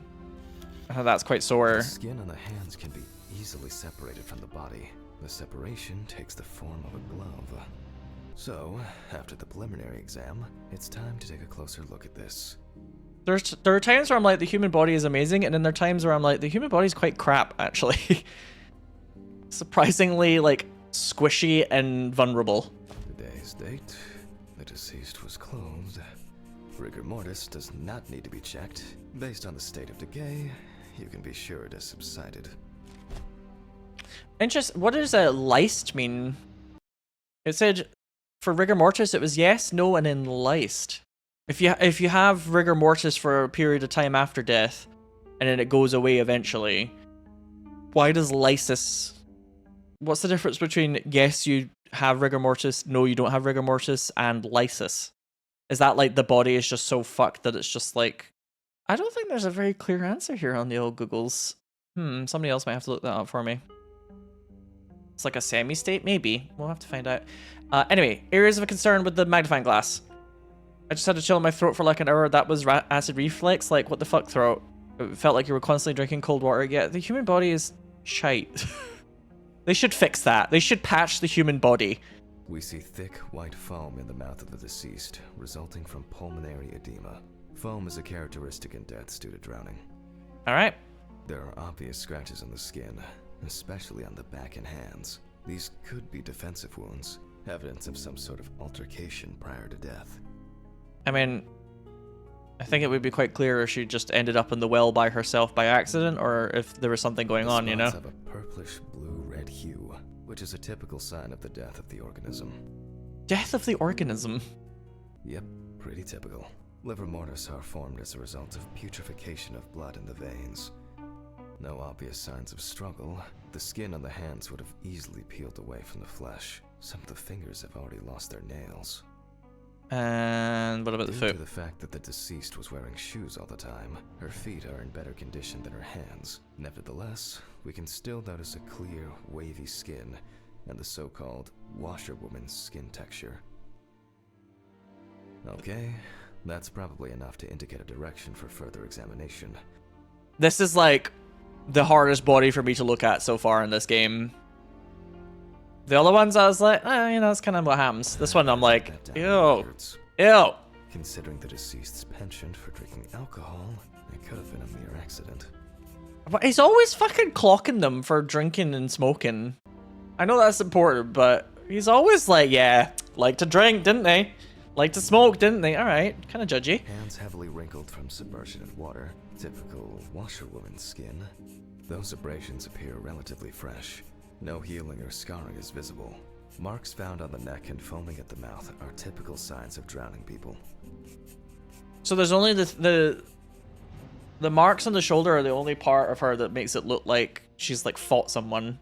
A simple trip, loss of balance, and as a result, you end up in a deep hole with no way out. Fortunately, the skin on the hands didn't fall off. Otherwise, I'd have trouble identifying the deceased. Liver mortis of a different color could indicate poisoning with carbon monoxide, cyanides, or nitrates. However, this is not the case here. Their distribution suggests that the victim was probably lying on her back when fished out of the water. Maybe it's just an abrasion, or maybe the result of a fight and being pushed into a well. In this case, the question is, was drowning an accident or of suicidal intent? That's all for now. You dissected a pig in school? They didn't let us dissect things in school. I was always a bit surprised when I saw people do it in classes. Put down the clipboard and continue the autopsy. Section, I'll make sure the suggested identity is correct. With decomposing bodies, the tissue of the pads on the fingers tends to shrink. To remove these shrinkages, a mixture of glycerin or air is used. If the body of the deceased is well preserved, fingerprinting is similar to that of a living person. You give him a little brushy. The fingerprint sheet should always be checked. Slipping fingers, too much or too little ink, or inaccurate hand position can make fingerprints illegible. A dactyloscopic. If the deceased is in the police database, I will find her. I wonder if the voice actor took a couple of tries at that one. The skin of each finger. The substance then enters the fingertip, removing shrinkage and wrinkles. Ew. Kind of clever though, but ew. It's like glycerine and air allows you to get good fingerprints. It's a clever area of science. Take a brush. Only when the skin is taut and elastic can you use ink. Gonna get them all powdered up nice and good for the fingerprints. For these fingerprints. I'm getting fingerprint samples. In the Alright. case of drowning victims, you have to be extremely careful. The skin may fall off the hand like a glove when you take the print. Ew. I'll use the fax machine to add the print into the system. Take the fingerprint you just collected, it says at the top left. You just did that. And Pizza! Let's send it to pizza. Do you think the pizza guys will want to see a handprint? I'll run the prints against the police database on the computer. Now, go through the database and find a matching print. Expect possible hours of fun. I was gonna say, is it not just this one?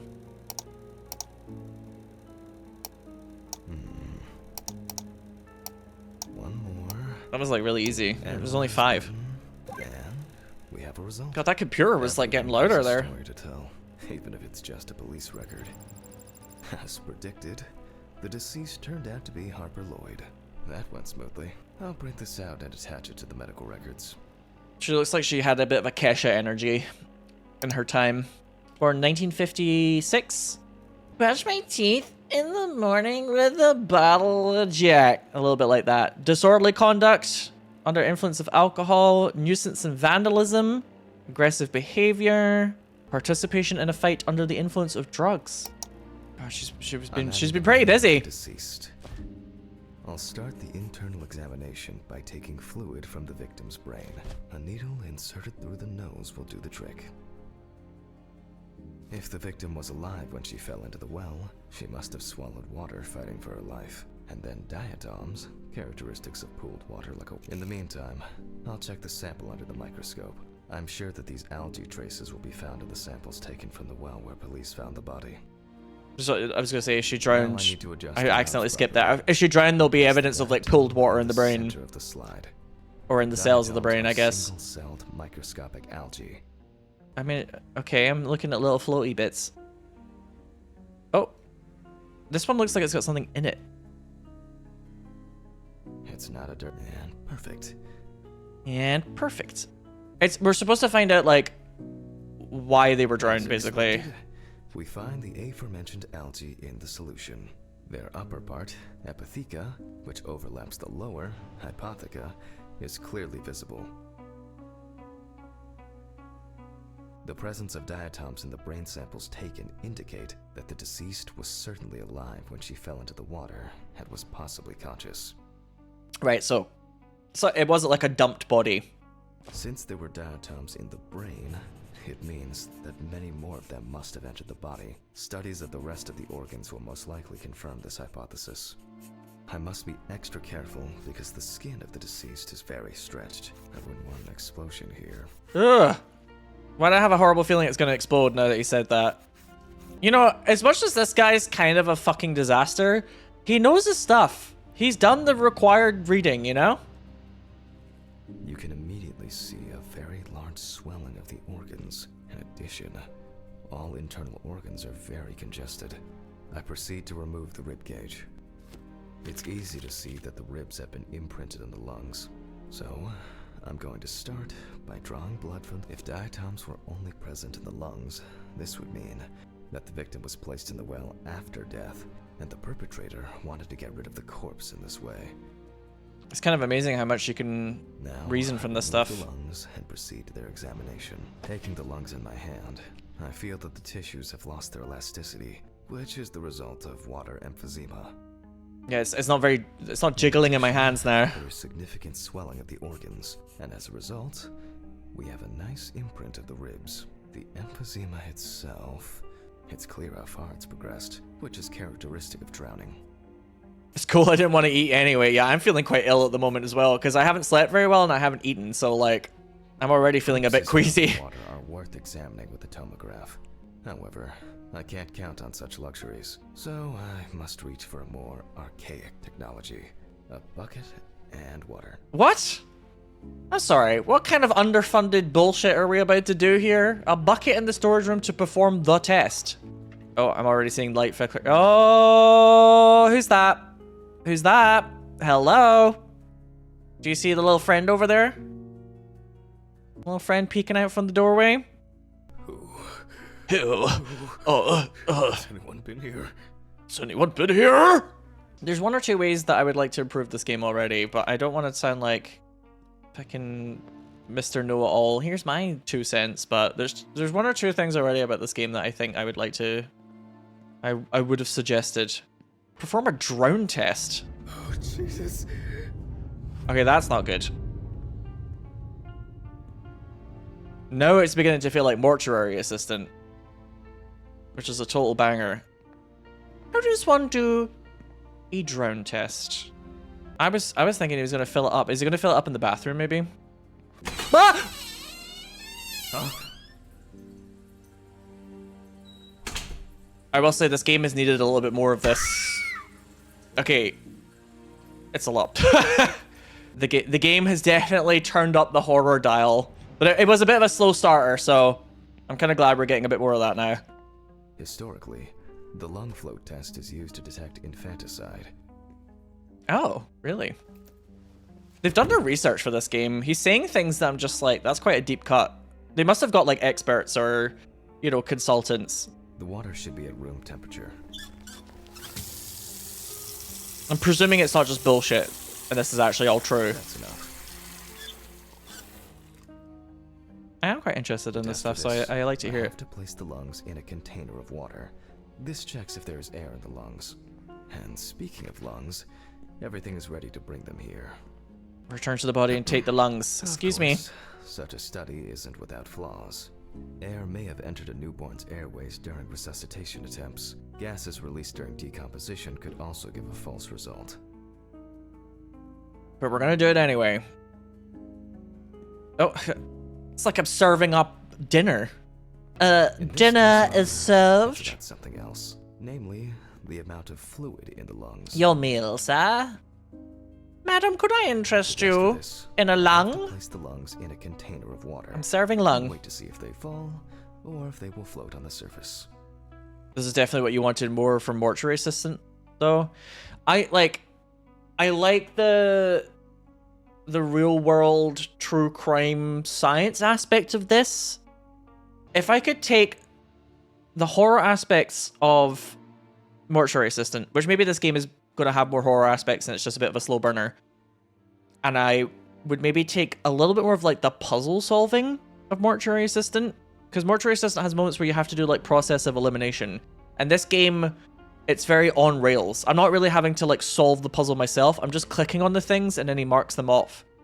If I could take the puzzle solving and the horror and combine it with like the true crime background of this game and the science, I think it would be perfect, in my opinion. It's floating, so there's air in the lungs. It's floating a lot. Oh no, it's sinking. Goodbye. Just as I assumed, the lungs collapsed easily.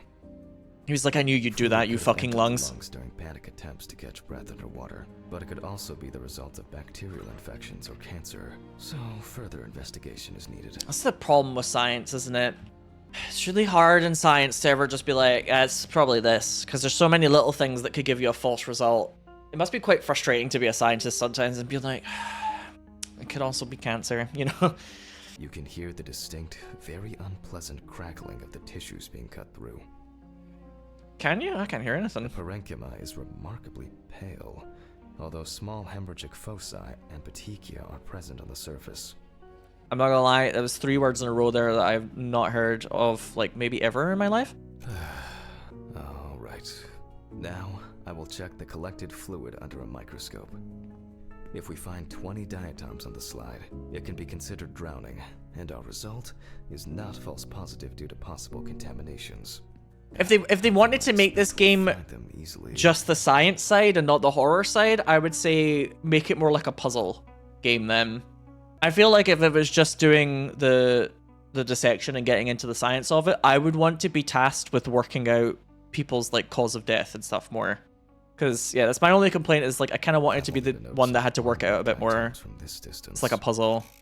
Like that Scene Investigators game I played, which I never ended up uploading to YouTube, but genuinely fucking love that game. Oh my god, there's so many! There's loads of them! The diatoms are clearly visible. There are smaller and larger clusters of them. All day, every day with the There diatoms. may be more than 20 of them. So far, this case looks pretty standard. It's clear from the beginning that it's drowning. Well, the procedure requires me to check everything anyway. Good on you, though. Good on you. He was like, you know what? We go through it step by step just in case. He's not getting sloppy with it. I'm quite surprised, actually. So, I move on to checking the other organs. I ligate the heart, and then remove it for inspection. I thought it wanted me to click on something else there. Sorry, I got a little confused. Oh, the heart is developed putrefactic hemolysis. The organ can be seen at first glance. wobbling. Apart from that, no signs of a heart attack or other heart disease. The heart still got a little bit of the jiggle. This time, it's the liver. It's immediately apparent that the deceased didn't care for herself. Like most organs, her liver is enlarged and severely congested. Is anybody in this game just like of recent decent health? Why is everybody like a complete fucking fuck up? Alcoholic smokes like a chimney fuck up. Is anybody in this world just like, yeah, they were alright? I guess in the early 90s though, there was a lot more smoking going on, let's be real. The cross-section clearly shows And drinking. veins and many small hemorrhagic foci. I was just about to say that. That's right. I must admit that this is quite a feat. Yes, fascinating. Considering the rather young age of the deceased. Wow, she's a complete train wreck of a body considering her Heartbreaking age. so much that she might not have lasted a few more years. So she has I move on to alcoholic the stomach. cirrhosis. I take a sample of the fluid for testing. Oh, I just need to take it. Sorry. Probably full of putrid gases. Ew. Look at this Silent Hill swan. Transfer it to the board and carefully open it, checking the contents. You're gonna dissect this? He's like, it's probably full of putrid gases. Let's cut it open. Oh, God. One thing you'd never get used to is how much this desk smells. Yeah? You're basically cutting open a colostomy bag. The stomach is full of fluid and unidentified organic matter. Which Or not a is colostomy bag, but like a leftover stomach bag, I guess, but So let's whatever. check the diatoms. It's grim. Again. It's grim and Another stinky. Centrifuge for a change. The problem with examining drowned people is being able to show whether the death was due to drowning or whether something else contributed to the death. Cramp, heart attack, drugs, Cramp? homicide, or some accident. Cramp? Such an analysis requires viewing from different angles and a careful interpretation of the collected data, including those from the field. That's why it's so important to collect as many samples as possible. Unfortunately. Death by cramp? Really? What, like the body cramped up so hard when they were swimming that they just drowned? You ever swim with a cramp? No. I try not to.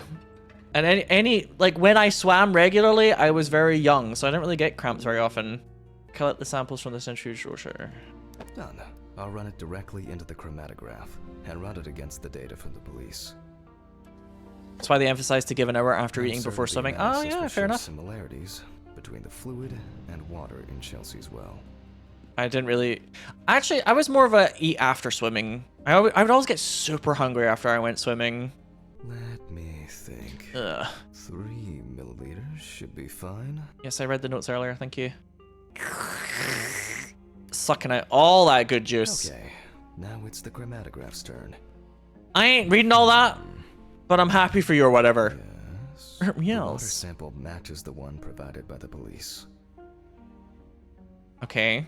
So basically, it's just a pretty normal Well, case. the results are quite clear. No! I was hoping it would be a more interesting case.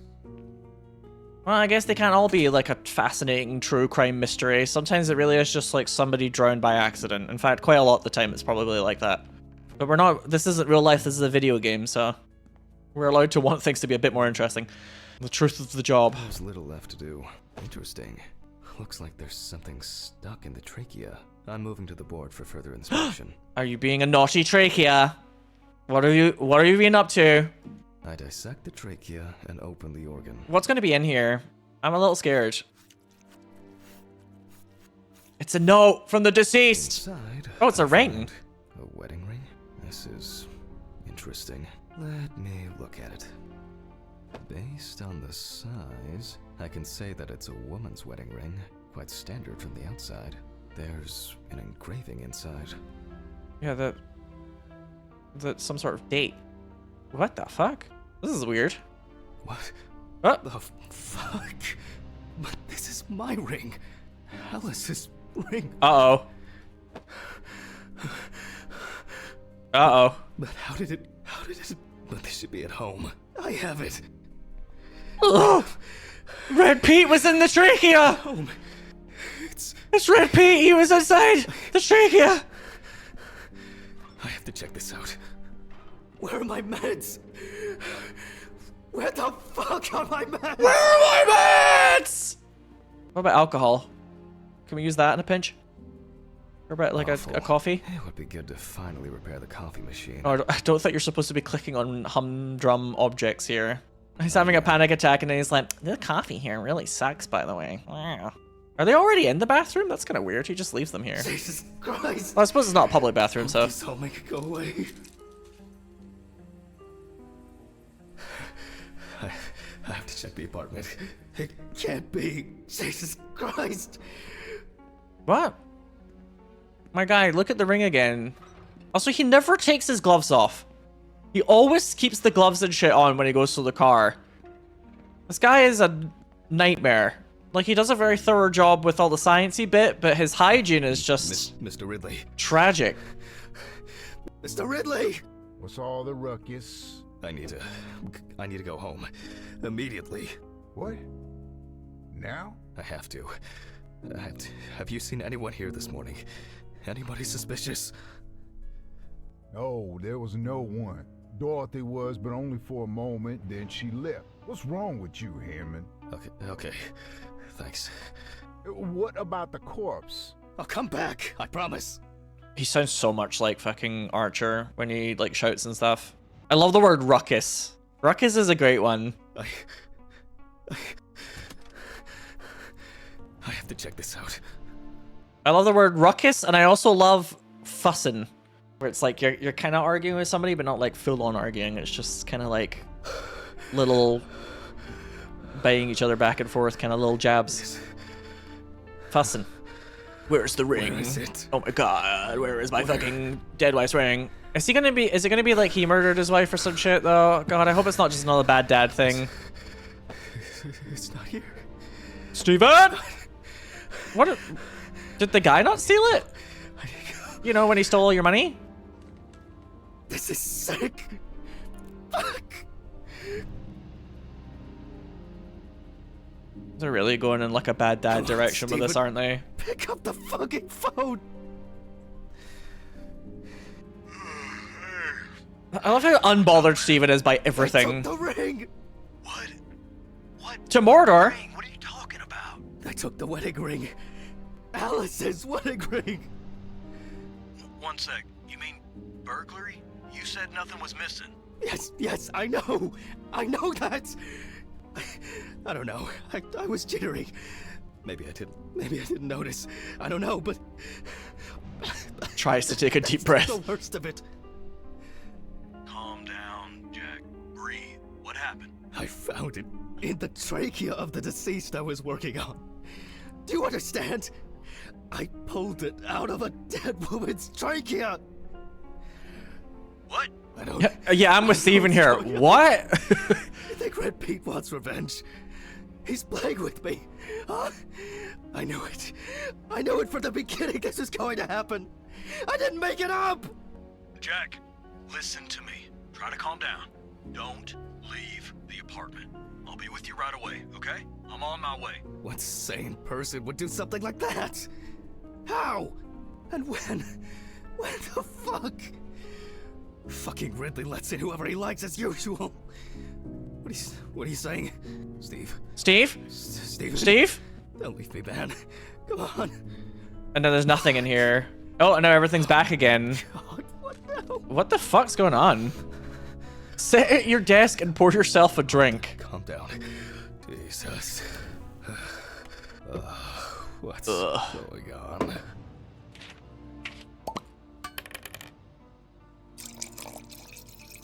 Yeah, I think this voice actor is a bit cursed because his voice sounds a lot like Archer. So it's kind of making things weirdly, like, comical.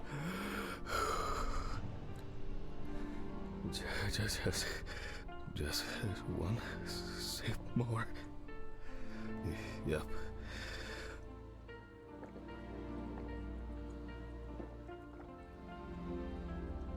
Jesus. I think the music's, like, overlapping itself a bit in the background now. And I don't know if that's on purpose.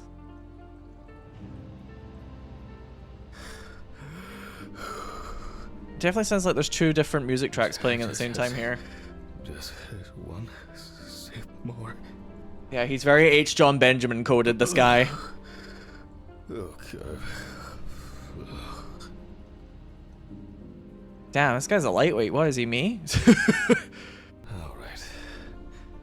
I can't do it anymore. These reports will kill me one day. I'll have to finish it over the weekend. That poster was not on the wall before, was it? Wait a minute. Take out the trash first. Jesus. Shut up! God, shut up! This one says from, like, I don't know, Alice? Alice? It says, like, from Alice... for Alice, sorry. From Alice. Are you guys seeing that? But presumably Alice wouldn't draw like that if she was a grown-ass woman. They did also have the pregnancy test here. That's just a well-remembered crab. And it said 1986. Weird. Weird. Maybe, honestly, I mean, you guys have seen me play Jackbox games before. Maybe she's just really bad at drawing, because I'm like that. Yes. Hi, this is Charlotte. I guess I interrupted you again? Oh, hi.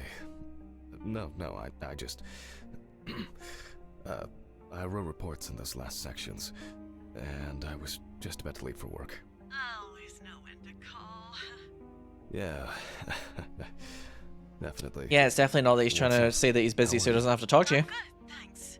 What about you? Okay. Nothing new. I had a few days off. Oh, that's nice. That is not what the subtitles just said. Did you have a moment to look for something for me? Look for something for me. Well, I want money. with the photo I asked you for? Oh, we sent that. It hasn't come yet? Oh, sorry, but I said it a week ago. No, not yet. Maybe I'm too impatient. I'm sorry for rushing you. Oh, my You have stars. so much on your mind. I thought maybe you forgot. It's okay. No worries. With my pills, Pills. I almost forgot to take my pills. So you see... I'm so fucked up. I'm so fucking fucked up. Yeah. have to go now. Yes, yes, sure. Let me know if you still haven't received the letter. Then I'll try. Well, Sending another one? maybe I'll What something else. are you gonna do about that? Really? Could you? That... It would be great if you could. Really? Really? Yes. I know it means a lot to you. Oh, I do declare. Well, I won't hold you any longer. Thanks. Bye. Bye. Take care. He's gonna sigh. He's gonna sigh. He's gonna sigh. Get ready for it. Get ready for it. Damn. Get ready for Mess it. up the address. Wait for it. Ugh, There it is. Ugh. gotta get those pills. Woo! Every time he sighs, take a drink. Every time he sighs, I want to see Gritty Gooses in chat. Maybe I should invite Charlotte to do something herself. All right, let's go take the trash out. Ugh, the trash. Ugh, I don't like taking the trash out. Ugh. Oh my god, he's like living in filth. Oh my god, that's a lot of garbaggio. Oh, there's the trash. There's more trash. Ugh, Ugh. it's so wet. I'm gonna consider that as a sigh. Ugh. I think this voice actor's like, I would say he's like overdoing it.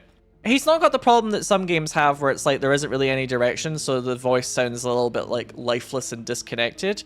I think he's aware of what he's supposed to be voice acting, but I think he's kind of overdoing it a bit. Or maybe the direction was overdoing it. I'm sorry.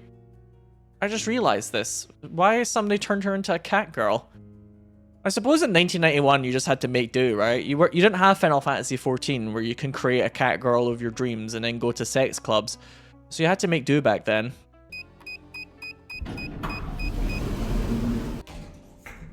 What was that noise? He said, sounding like a Metal Gear Solid NPC unironically. What was that noise? Wait for it, wait for it. Is he gonna sigh when he does this? Let's find out.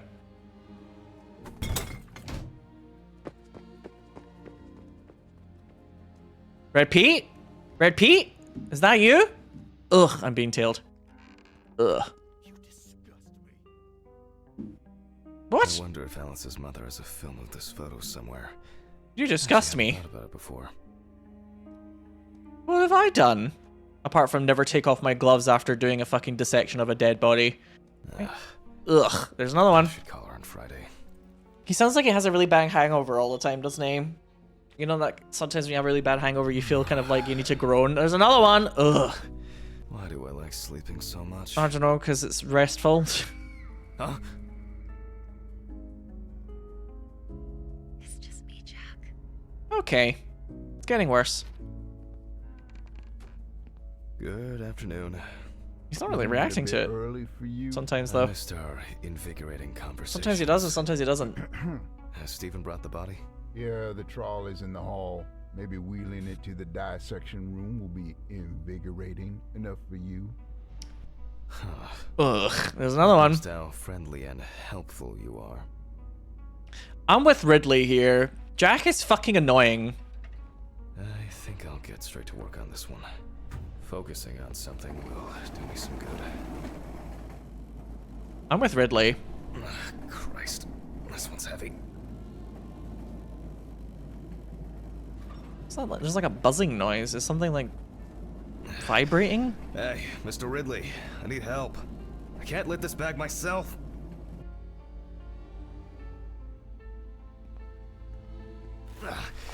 Ridley! Ugh, wasn't You know what they easy, say about dead weight? but at least I can start. I think I'll skip recording a video for the students today. They don't need to see me and the body. Ugh. I'm counting that as another sigh, that yawn. Taking photos anyway.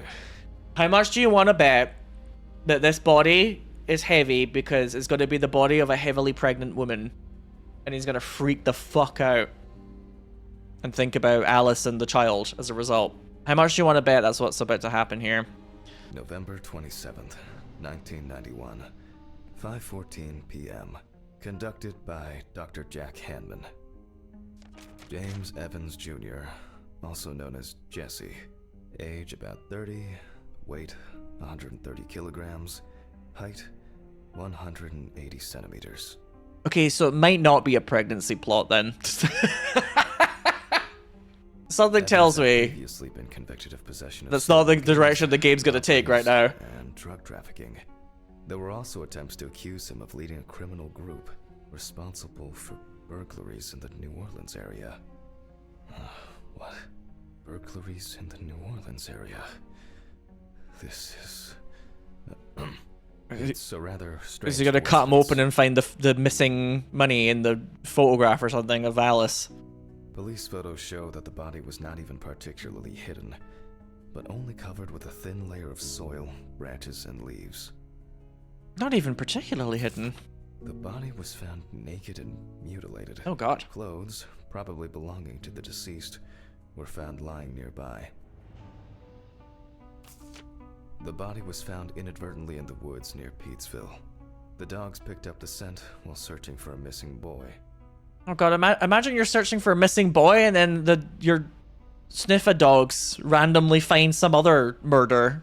Like, oh Christ. You try and answer one question, you get like multiple other questions. Jesus.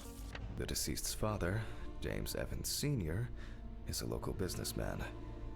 He was the one who reported the disappearance. At the time of the report, his son hadn't been home for 3 days. Ugh. 3 days. Ugh. Sounds disturbing. I wonder what condition the body is in then.